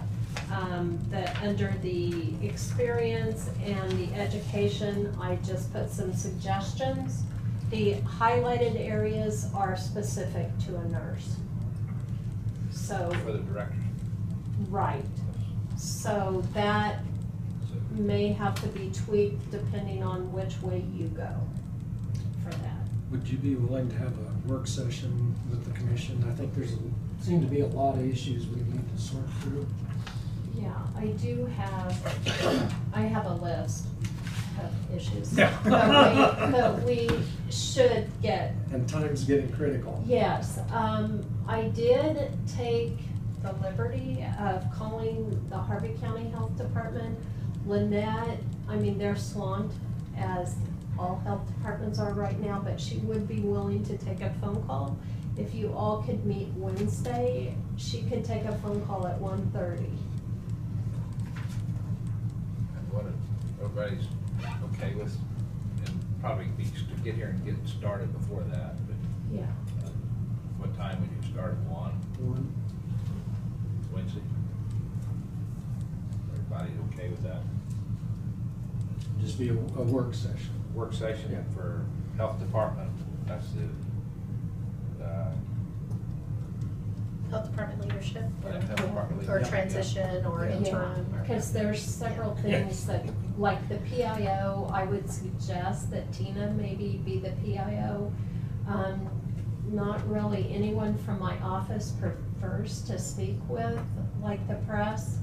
So, they can be Tina's resource, like if it's statistics, it would be Wanda. If it's medical, it would be Dr. Hodson. okay. So I think if we had one consistent, and Tina is the PIO for Public Information Officer for the county, so that's just, and then I do have a list of things that I will bring to that meeting. And have you spoke to Dr. Hodson? Since he- I've spoke to him a little bit, but he's on, anyway. He's overseas, so. Oh, I didn't know whether he got home. He, I thought he, will be, I think he'll be willing to talk to you when he's available. Okay. That's fine. And, because he was gonna check with Dr. Detweiler, who is the health officer of Harvey County. Okay. So, and then I did write up an agreement with Marion County Special Ed Co-op. And they want us to help with, they do monthly preschool screenings. And they want us to help with the vision screenings. But I'm not sure how we want to sign it. And we can talk about that. Okay, in our work session. Yeah, Okay. so, Is and there then any- I'll, at the work Is there session. any questions by anybody on the board, or Tina, do you have any questions of where we sit right now, or where we need to be? No, Any if you have, applications yet? I'm not 100% sure on that. I know we did get one today, but I haven't seen it. Okay. And I don't know if we got any last week because I wasn't here. So I was just gonna say, if you can provide the list ahead of time, you know, that if that's something that's a possibility, I can send it to them. Yeah, Okay. yeah, I'll clean up for this. Wednesday, Okay. we'll schedule a work session Wednesday at 1 o'clock for the health department organization leadership. Right here. Okay. Okay, I thank you. might have a few answers for your questions. I heard part of your conversation about the sheltering. Oh, Okay. Non-congregate or congregate sheltering runs through emergency management. It has to have a medical reason for it, right? If you remember, and Jonah, you might remember because you signed the document in August of last year, we did an agreement with Tabor College so that they could actually go through us to get FEMA money because they're not a government entity. Okay, we did that. The agreement's in place. It's already there.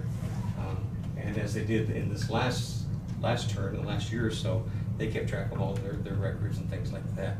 About a month or so after you signed the document, FEMA says, let's play a different game. We want them to have an agreement with the state, and they work directly with the state.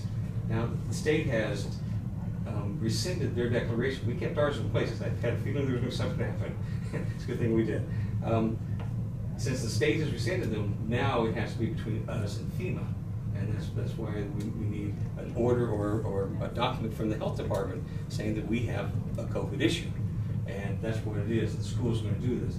The school's already in the process of looking at apartment buildings, which are nearby or right on campus, that they've been kind of holding on to since last year with the apartment complex people, that they're going to rent to put these people in to be separated from the rest.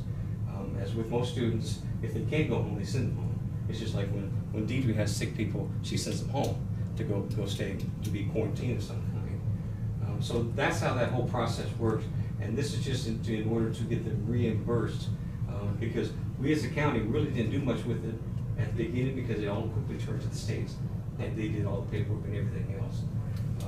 I've already been in contact with Rusty. Some of the things that we're going to have to accomplish. It's just like the COVID grant. We have to have what it costs, got to prove that it actually got paid and everything else, and it was the whole process in order to send it through to FEMA to get them paid because of the type of category that we're in to get them the right chapter of the Stafford Act. So that's how the whole process is about. Is so that I want you to know is that that's the reason that it has to be done this way is because the state of Kansas has stepped out, and now it's back down to the county level to do this. And non-congregate and non-congregate is generally individuals and not families, and that's why it works well for students of college to doing that. And Rusty told me that they're trying real hard, and him and Frank Johnson both told me they're trying real hard. When someone comes up sick, can you go home? Can we get you home and get you out of here? So they're working on that. So I just wanted you to know that the process was already put in place as far as FEMA goes. We did it last year with Jonah, and I can resend you the document. You should have it. I can resend it to you. And I got it right here.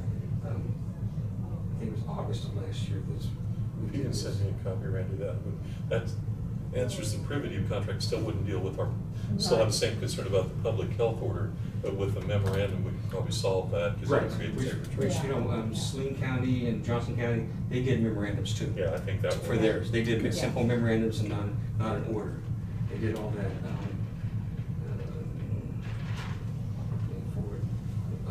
I'll send this to Tina and she can send it to everybody. But in August, there was no school going on at any time then. I'm sorry, saying it? In August, there was no school going on at that time, correct? Well, they still had summer school people there. They started in, I believe it was When at the end of August. Yeah, it was August, because we went and gave shots. About the for third week. Yeah. Private school. Yeah. So the order's already in place on our side. Yeah. I just, when they stepped out, we had to step up to do something different. My question being is why did we step out too? That's my question. Why we didn't rescind our order? Yeah. Well, we talked about it, and I had a feeling that something else was going to come up, and that's why I asked if we could keep it in place, and you guys allowed us to stay in place. So ours is still connected to the federal order. The state's just out of the loop now, which puts them in place to actually ask for federal reimbursement because they're not a government entity. Okay. Okay. Thank you. Do you have any more questions? See you Wednesday. Okay, thank you. Thanks, Randy. Yep. Okay. Now where are we at? Isaac, ready to move on to another?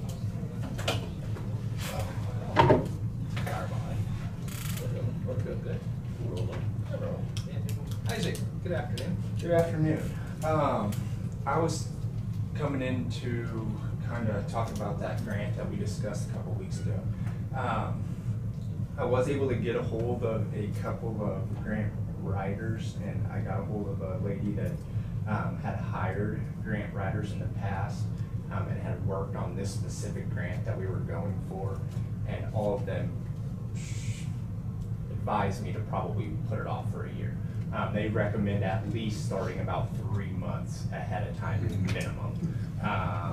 And like they said, and I don't know how we're gonna wanna go about it, but like they said, pretty much it seems like all those grant writers will charge for an hourly rate, and that's just kind of how they do that. But like they said, the more information that we can supply from our end is the less research and information that they have to try to dig up. So we have a wealth of historic information on that lake in both the museum and in my office. So I think it'd probably be better to hold off, and then maybe this off season we can go through and look at all the different structures out there, compile a list, compile a bunch of the historic value from everything in there, and maybe get something strongly put together for next year. And I think that'd probably be the best. This is the Heritage Trust Fund? Yes, it is. Correct? Yeah, that is correct. Yeah. Because they were doing November or something? Due November 1st. Okay. Yeah, and that's kind of like they said. They said the two that I talked to said probably 3 months minimum from actually getting started on everything to moving forward with that. So that's kind of what I would advise doing moving forward is maybe this off season we can get started in trying to compile a lot of that information, and then maybe next year we can try to get that grant. Because all of those structures, nothing is in immediate need of attention, but it's getting there. I mean, they all do need something. The other thing I do want to touch base on real quick, K-State contacted us again. So we were doing that, working with their NRCS program. They're coming out and doing studies on the lake and getting back to us. They haven't done it because of COVID. They did reach out. As of now, they are back in session. We're going to do a Zoom interview on Thursday, and then I think the following week they're going to try to come out to the lake and look at possible areas of study for this semester. But that is something that they do want to pick back up on, and so it looks like they will be doing that again this year. But that was really all I had. Well, thank you. Anybody got any questions? Report of the boat dog? They were out, so the new concrete slab is all poured and ready to go. They finished that up last week. The next step will be this company from Missouri coming out. It sounds like they had just finished galvanizing the rest of their framework. They have the floats and they have the deckings. Nice. They just need to bring it out to the lake. And talking to Cody, that'll be the next step moving forward. It sounds like Cody's getting all of his stuff ordered and it's coming in on schedule. So yeah, that'll be next. It's just them coming out there. So it's moving along well. And then Sustainable, the engineers for the dam are coming out tomorrow, and he said hopefully by the end of next week they will have all those estimates done. His plan is to turn them over to us to look at, and then as whatever we want to do moving forward, then they'll submit that to the state, and then it'll just be a waiting game for approval from the state. But they are going to be out at the lake, he said, tomorrow, probably around noon, 1 o'clock. So that's moving along as well. Thank you. Yeah, not a problem. Thank you.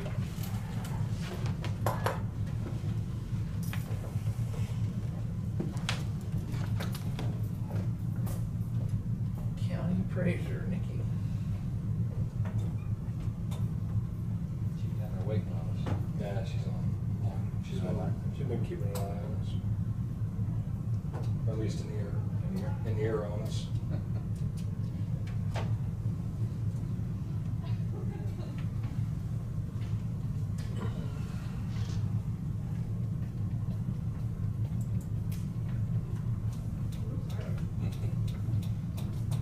Just in time. Yeah. No, we were watching. Oh, you brought a protege with you. World's Fair. He's Wow. here. I haven't seen him lately. Oh, I know. That's why I came up. Oh, okay. All right. Hope that's all right. That's fine. That's fine. So this is gonna be training, right, for us? Yes. You're gonna Yes. train us on the report? Carlos. She's delegating. That's good. That's good. I'm feeling that. We had a report that something was not lacking, was lacking or something, that's? It was confusing. We because didn't understand. The DOD number basically said that it was in between the two numbers, yet on the written report, it said that it was out of line. So. Yeah. You guys, Are we ready to go? we have copies of it to help explain Okay. to everyone.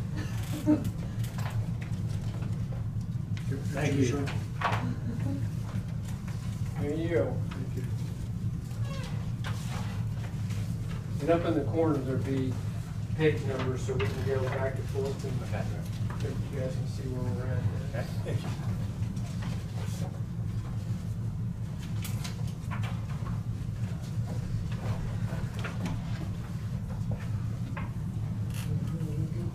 We got a copy of this one in our packet. Yeah. A lot of this is gonna be a duplicate for you, Okay. but so we would be on the same page. That's why it's all a new packet again. Okay. So the first page does, what I have highlighted, does show that we're in compliance for 2021. Page 2 will kind of explain the county's minimum point system. It's a point system. You have to have 75 points or more to be in compliance, okay?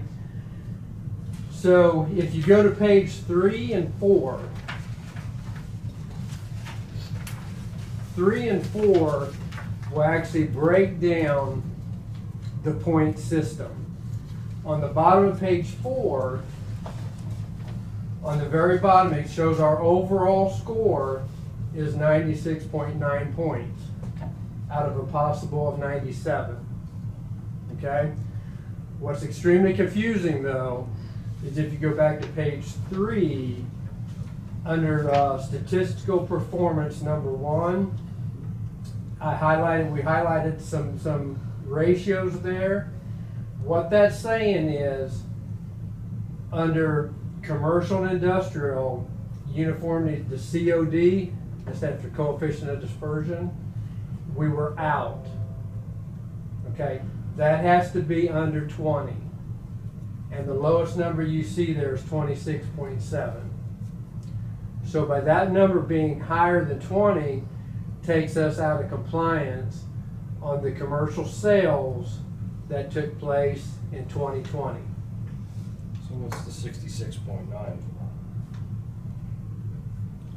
The 66.9, what they do is the ratio study at PBD, they do what you call bootstrap, and that was the low and the high. If you go to page 5, it'll give you the same numbers, but it will break it down, and this way maybe we can look at the residential line. The first line is for the residential sales. All the way over to the right, it showed valid sales. We had 127 residential sales. And they trimmed out 18 of them for us because of the ratios or what have you, that it didn't look quite like a valid sale. So if we come back to the left, the median ratio for the residential properties was 95.1%. That has to be between 90 and 110% to be in compliance. The two numbers to the right, the confidence interval, both of those were fine. If we keep going across, the 16.9, the COD, coefficient of dispersion, that has to be 20 or less to be in compliance. And those fill in good, and then the PRD, that's just a rating on where we're valuing according to a rating. So we don't have to put that much weight on that.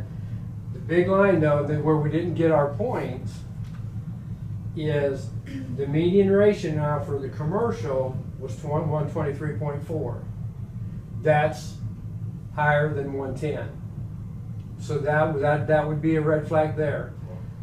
But the state then does a confidence interval to where you have so many sales, they're going to try to look and they're going to try to help you get back into compliance. by using this, what they call bootstrap. It's pretty confusing. So with that bootstrap, that 96.5 fell within that between 90 and 110. So we were fine on the ratios. Where we wasn't in compliance on the COD at 39.9, or the bootstrapping, the confidence interval, is on the commercial. And I looked at her letter. I'm out of. I didn't make it at Ellsworth either. But what the problem is where you have all the way to the right. You only had we only had 18 sales. You don't have many sales, and we actually broke it down and looked at them again this morning. There was a couple. Was there 3 sales? Yeah, I think so. That we at least 2. have a disagreement. Is that a good word? Yeah. We have a disagreement with the state on whether that sale should have even been included in this study. To give you an example, it was a sale. Now this is commercial. It was a sale that they bought 2 parcels. Okay? We did a combination, but we certified to the clerk as 2 parcels. The sale took place after we certified. So we did a supplement later in the year so they'd get 1 tax statement and 1 valuation. The state used 1 parcel for our ratio study. The value of just 1 parcel, which was unfortunately for us, it was the vacant land. Yeah. A value of $6,500 when it sold for $60,000. And then, but when we looked at what we certified to the clerk to the supplements, $59,900. We were close. It was like $59,900. So that was a skewed sale there that either they should have used, when I say the state should have used both parcels, or they should have adjusted the 1 certified value to the county clerk and looked at our supplement value. That would have helped. That right there, that 1 sale out of 18 would have probably dropped this 39.9 to right at 25. But we would still be out of compliance, but we looked at 2 more sales and found a different discrepancy also. So between those and looking at the preliminaries for 2022, I think we're okay. Up there in your valid sales, is that? Are you on page? On your page 5. Okay. You got 127 for residential and commercial of 18. Yes. Is that just the ones they picked, or we've got more sales in the county than that, or maybe for just a certain amount of time? I don't know. The certain amount of time is for 1 year. For 1 year. That's a lot of that's a lot of sales actually for 1 year on valid. All the sales together would you probably want to have 200 with all the classifications. Yeah, I'm because not sure. I mean, there are sales that are unvalid, not open market, foreclosure. Those aren't included in the valid. So there is probably a lot more sales, but this is only what we can use and what the state says we can use. Yeah. On that. So with that being said, then if we go back to page 3 and 4, now this is where I think you're having a problem with 1 letter saying one thing and out of compliance on something else. Okay, so what this here, if you look at page 3 and 4, the statistical compliance review is broke up of what we've just covered now is we covered this top bracket. That is for the statistical performance. That is only on the sales versus our value. That's your report, our report card for just the sales. Then down the next page, the bottom of this page, and then part of the next page is where you get into the phases. And the phases would be, you remember that sheet that we always gave you guys where we sent it to PVD and we kept up with everything? That's the phases. And on page 6 through 10, and we're just pick one out here, there's a Y under all those different phases, over right in the middle that's highlighted. If we would have missed, let's just say on page 7 on the very top, that for some reason, when we did our land study, the state said we didn't do it to their satisfaction, and they would have said, we're not gonna give you the points because you did the study wrong. Those then would be, instead of a Y, it would be an N for no. And what we would lose then, if you go back to page 3, I know we're jumping back and forth, is we would lose Land valuation. 5 points of our total point system on the bottom of where we had the total pages, the total points. So all of the D categories. Yes, yeah. And typically if you lose one out of those, you're gonna lose it for the whole thing, but that's pretty aggravating. If you do and you spend the time to do the whole studies, and then you may not be up to date what they think you should be, well, they're gonna give you a no for all of it then. Which that is aggravating. And they know I don't like that. So, but I'm just saying, it'll happen. It didn't happen to us last year. We got a Y on everything. So where we lost our points is on that commercial part with that COD being above the 20% on there. We're still in compliance because we have more than 75 points.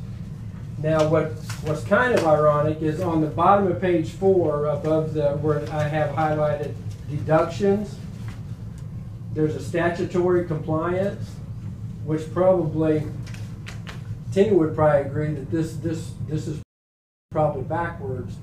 You don't get any points if you do everything correct. If you notice, there's 0 points over here, but they deduct from your total if you don't do something. Like what I'm saying is, if for some reason we would not put that trend market study in the paper every year, 10 days before we mail out valuation notices, they would have deducted points from our 96.9 points. So you got a 1 in parentheses or a 2 in parentheses. That's right, as a deduction. Because we didn't do it by law then, by statutory law. Which in our opinion, and Nikki and I were saying, you do the law first. Then you follow the directives, and then you try to stay in compliance with all that information. But you follow the statutes first. I mean, I've always believed that. So that kind of gives you an idea. The compliance breaks down of a lot of different things. So it really breaks down to a 96.9 out of an overall 97 possible. That's correct. That's what I need. And that's what's confusing on that. Now, if you go back and if you look back on page 3, and Nikki and Brian and I have talked about this, I think we might have already shared our concerns with you guys that, the properties in 2021 are selling extremely high, across the board in the towns. If you look, and if for some reason, let's just look down the road here, and let's just say that our ratios are lower, which our ratios, what that would be is our value that we just certified to the county clerk would be lower than the sale prices. And that's typically happening in 2021. If we fall below that 90 and we are out of compliance on the residential, instead of only losing 4 points, we can lose up to 44 points. That will be an issue because 100 minus 44 is we have less than 75 points in. It's not just the problem in our county though, it's a That's problem in all Yeah. over, but I know there's talk of, like when we went to that conference, several counties are wondering how that will work with compliance, because I don't know if any county will be in compliance. They might have to do a bootstrap on the bootstrap. Yeah. For 1 year. And And I think the three of us are on the same agenda also here is, you know, do we want to, because everybody in here knows that the market, you've all seen the market, we've seen it before, it's gonna come back down. And when it comes down, it may come down with this interest rates and when people figure out they can't afford these houses, that we might see a huge problem a year and a half from now already. We already know that there's some houses that are being sold that they've had it 6 months and they can't afford it any longer than 6 months. It's going to be a scary situation on what this is going to do on the resales. But what we're going to try to do is we're going to try to be in the lower part of that ratio, okay, for 2021. I would like to be around that 91, 92, 93 range. We want to be above that 90 to stay in compliance. But I don't think we want to come in at a 99 or 100% of the 2021 market, because what that's going to do is that's going to put a huge roller coaster on the taxpayers and you guys in 1 year. You're going to see a huge increase, and then when this bubble breaks, you're going to see a huge decline again the next year. And that's not good, I don't think, for the county, and it's not good for the taxpayers. So we are going to try to be careful with this. We might be bubbling, kind of like Nikki said, with that ratio, but I think we need to look more of what's going on for the taxpayers. I really do. How are you looking at, for the 2021, the 17% that you're doing right now, how are you looking at that? We're getting, you think we're at 80% done? I would say so. That's not quite my question. Oh. My question is, how are you looking at it if they're in a bubble rise for sales? How are you looking at that? Because you're going to make a decision on that 17% this year that could cost. No, the 17% is that's making sure our information's correct. You're not going to change the value? Well, on some of them we have, but where that's going to come into account is when we do the market modeling.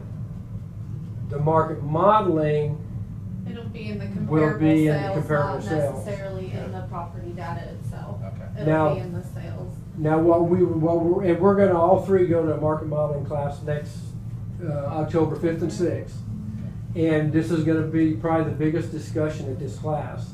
Is the only way, the one way to keep this from going crazy for us, for the counties, is we might put more weight on the houses that sold in 2020 and 2019 in the market study.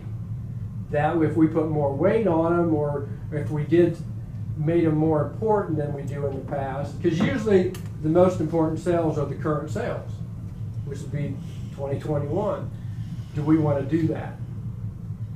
Because if you do, instead of seeing a normal for the county at 8, 10, 12% increase, you might see, some of them could see a 40% increase. That's how far off some of these values are. I don't think you want that for the taxpayers. I don't. And is the state gonna follow that on the ag marketing? Now on the ag, because they're still gonna go by the soil types and by whether it's used for dry crop, grass, or irrigation. Then we won't have that problem with the agricultural. Yeah. Just the residential, basically. Residential and commercial, and probably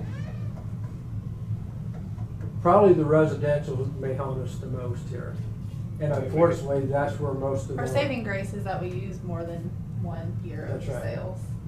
That's right. Are they equally weighted? It's regression analysis either way, but That's right. Are they equally weighted? That's what we're going to try to do. Is we're going to try. Actually, you put more weight on the newer sales. Okay. We want to maybe do it backwards. Yeah. We want to put it's more. different. We might want to put more weight on 2020 and 2019, and then next year, hopefully 2022 sales, everything's kind of getting back to normal, and it'll all just flow together, and the property owners won't even know what we did. You know. I can tell you, I get the emails from realtor.com, and it's starting to look like sales are starting to even back out and even start to decrease some.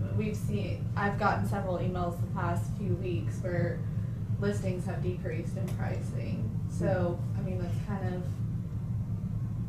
What about on new construction where you're seeing a 40% increase in building, in construction cost over 12, 18 months ago?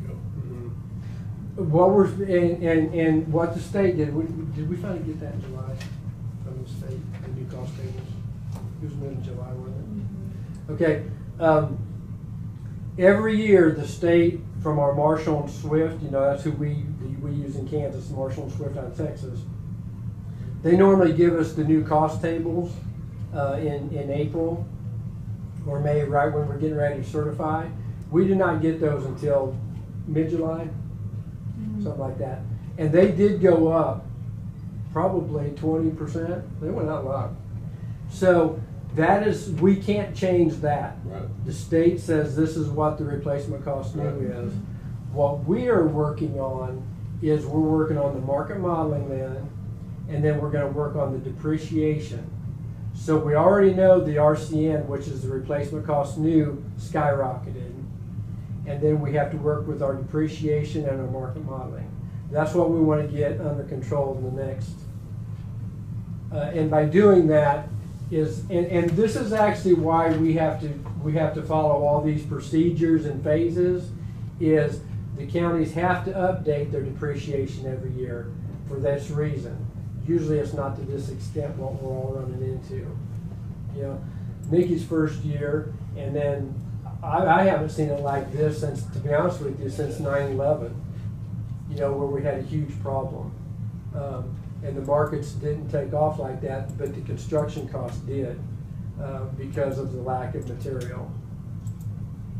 But we had, what the counties had to do even then is we had to follow the market, and then we updated our depreciation. We're going to do the same thing here. You know, and I'm a kind of skeptical, I guess. We may not see real good numbers for 2021, but hopefully the state, like Nikki said, everybody's seeing it. I think the eastern part of the state is seeing it worse, to be honest with you. We've seen it, as an example, I give you at Ellsworth and Stafford. We've seen it, but we didn't see it at that aggressiveness, at a 40% increase, and it dropped off quicker. But the eastern states, the eastern counties are having a huge problem. Huge. Well, I mean, we had some with ratios of 40, 50, 60. So what they're saying is if we had $100,000 on it, it might have sold for $160,000, and we just certified it. And it changed that fast. And I would say that, I mean, those houses were, I mean, with last year's, all of our studies last year, I mean, that's what the market said it should be, and this year it's just, I have 4 houses on my block Yeah, still. because we got houses for selling over the asking price. Yeah. If there's 2 people that want it. Right, yeah, and that's another, I mean, you know, there's a waiting list, there was, I don't know if there still is, out at the lake where properties would go on for a couple hours, and they'd be gone. Hours. Yeah. Sight unseen. Yeah. You know, I feel You know, bad. other properties where the real estate agent knew the person wanted to buy and the person was selling, and it never even was advertised, never even put on. Never put a sign up. Right, and that's how quick it was moving.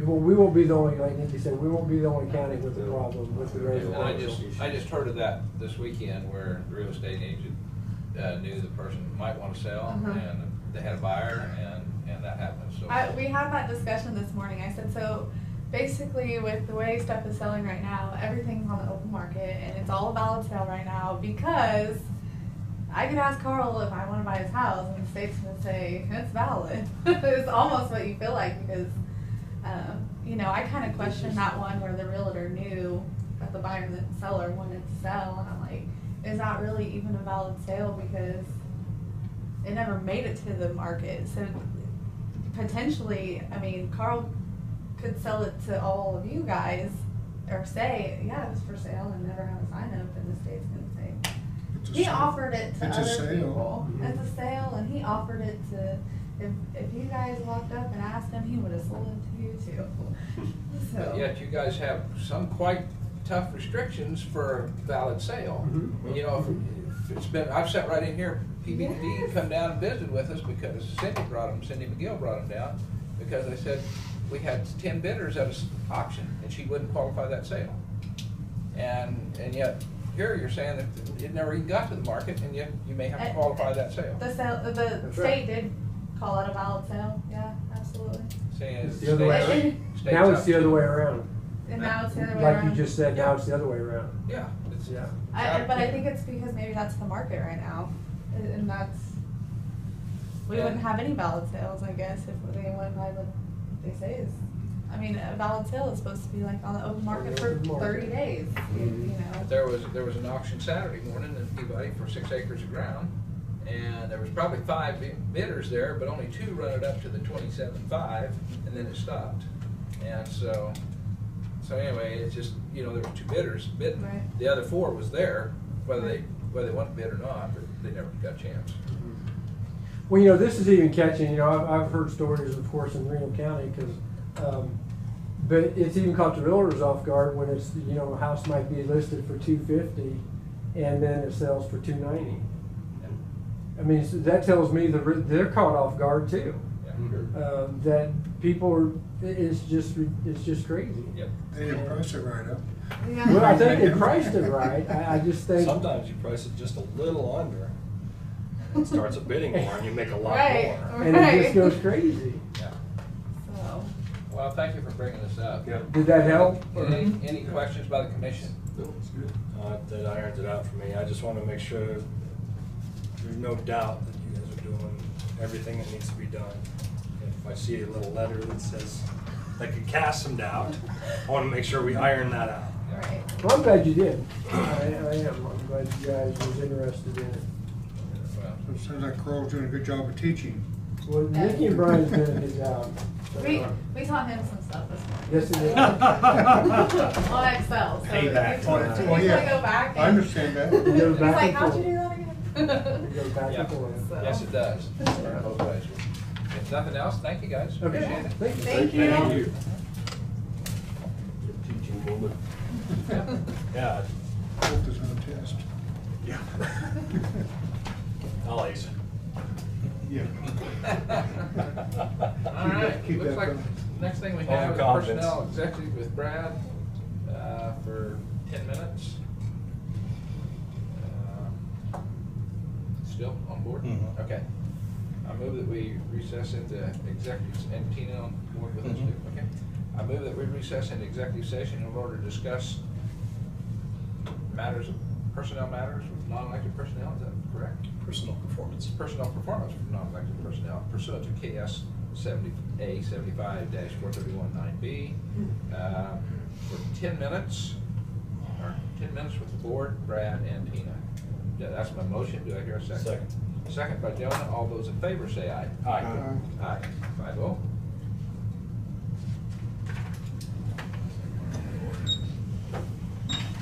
Glad they came in. Yeah, it's a process. It's huge. That we don't, Well, we can't wrap our mind around totally. Yeah. So,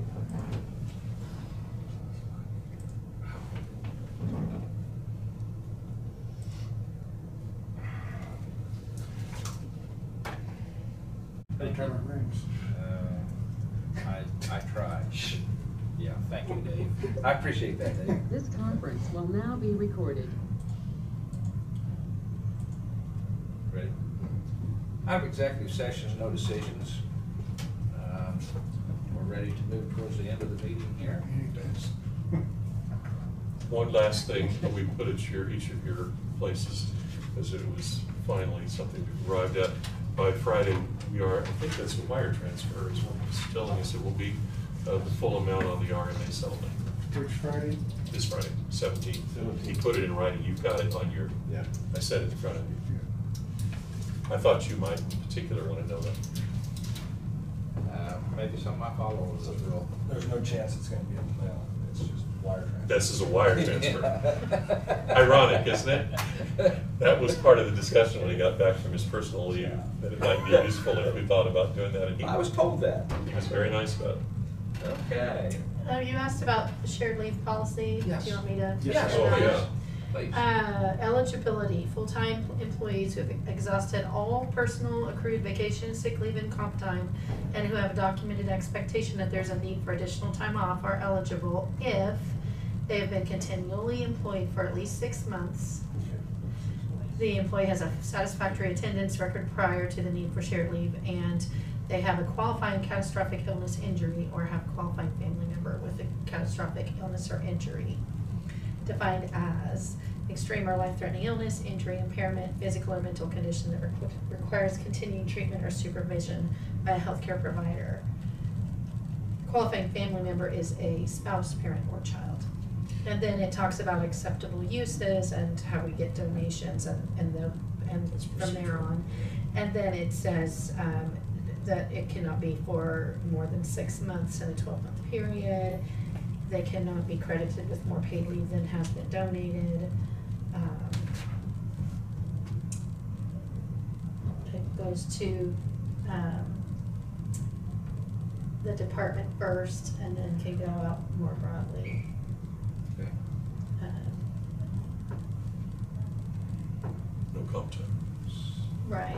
So it doesn't really say anything about if we have doing a special thing, do we? It doesn't give leeway there to do a special thing. No.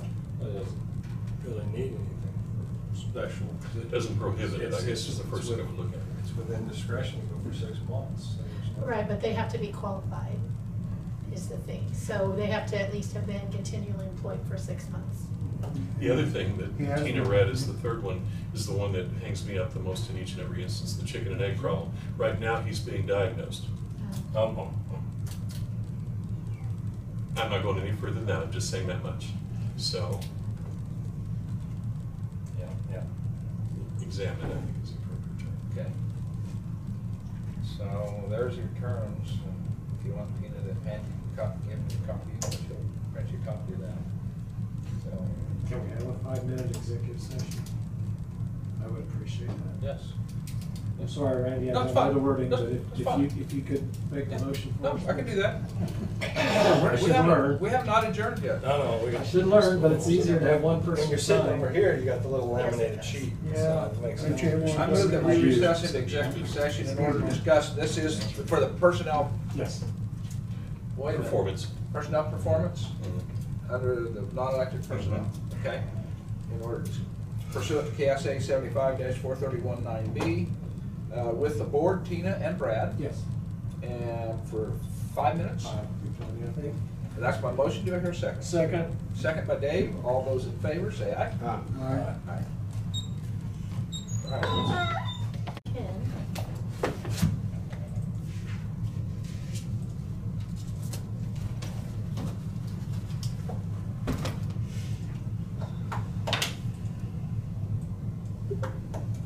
This conference will now be recorded.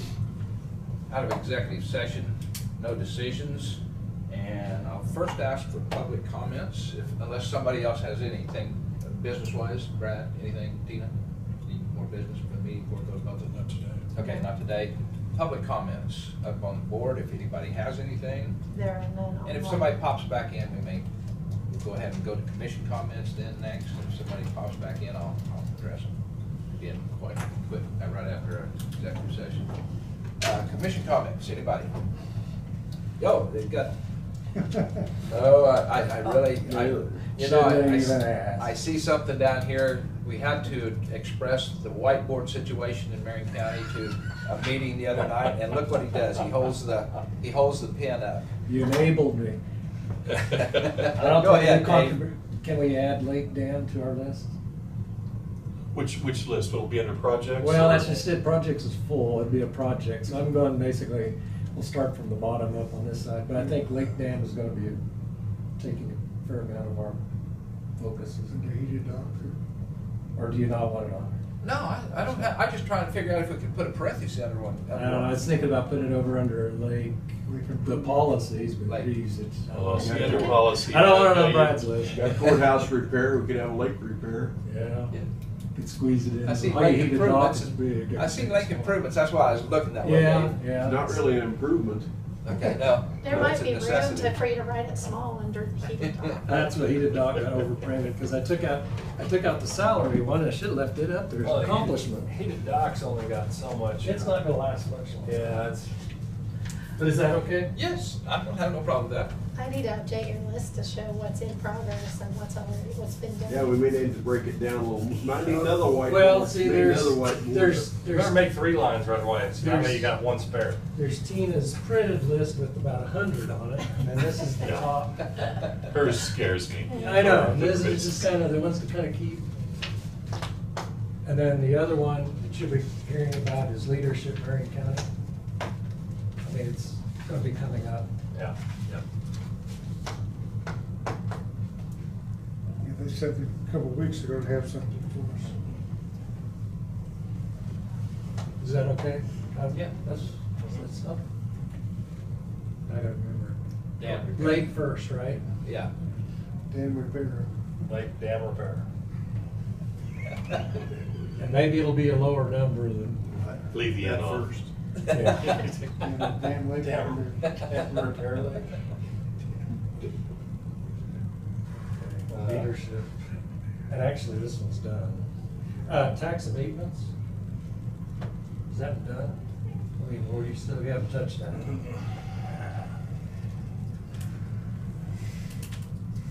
Take this one off, or you put a date behind it?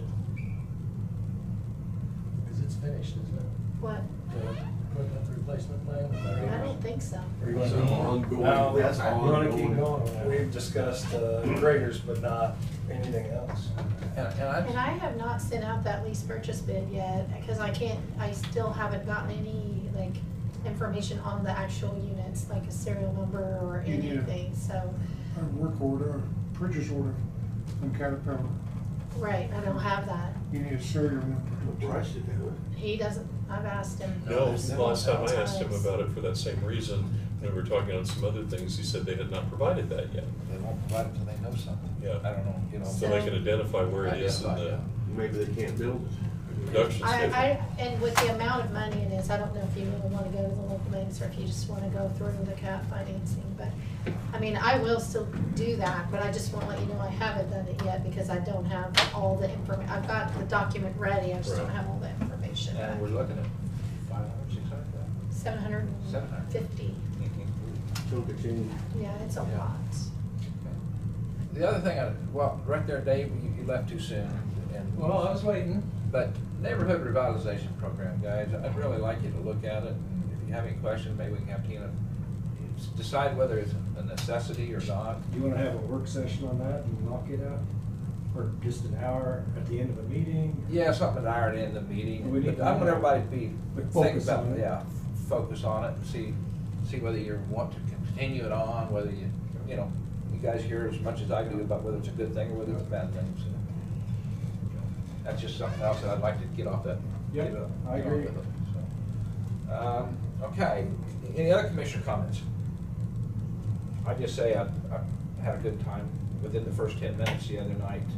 I was talking with the county that hosted the meeting and just a commissioner, and he said, well, our county voted to give $1.5 million tax money up to the improvement of only the courthouse.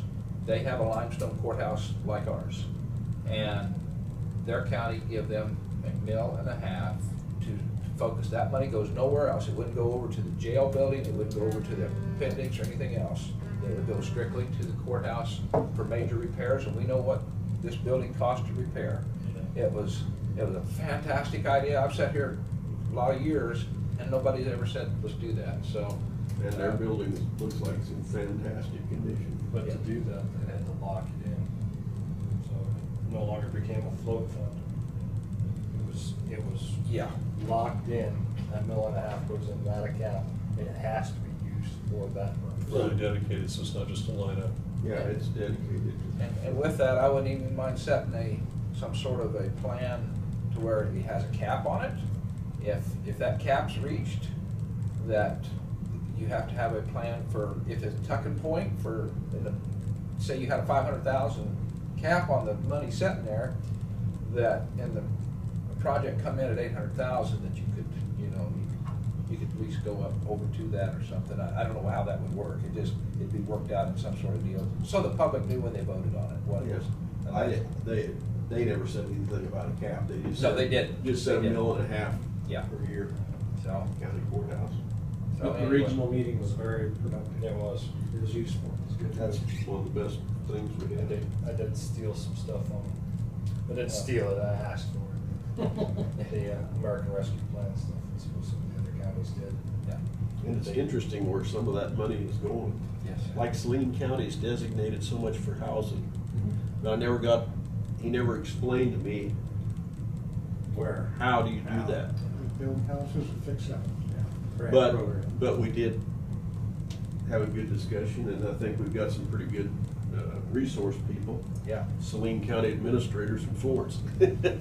Yeah. Is there- No, yeah, well, he's from Phil Florence. Haynes. Yes, Oh, okay.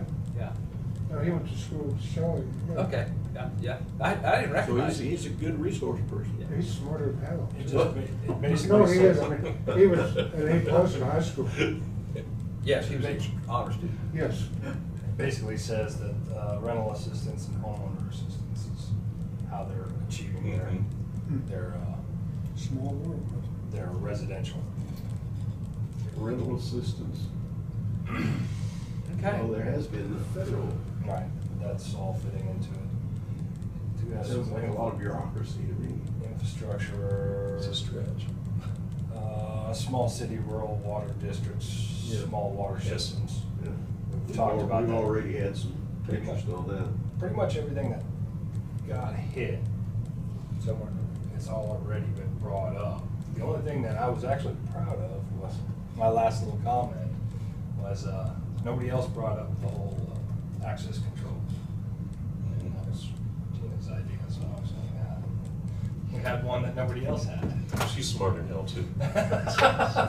Okay, moving on, any more commission comments? If not, I'll make a motion to adjourn. Second. Second by Kent, all those in favor say aye.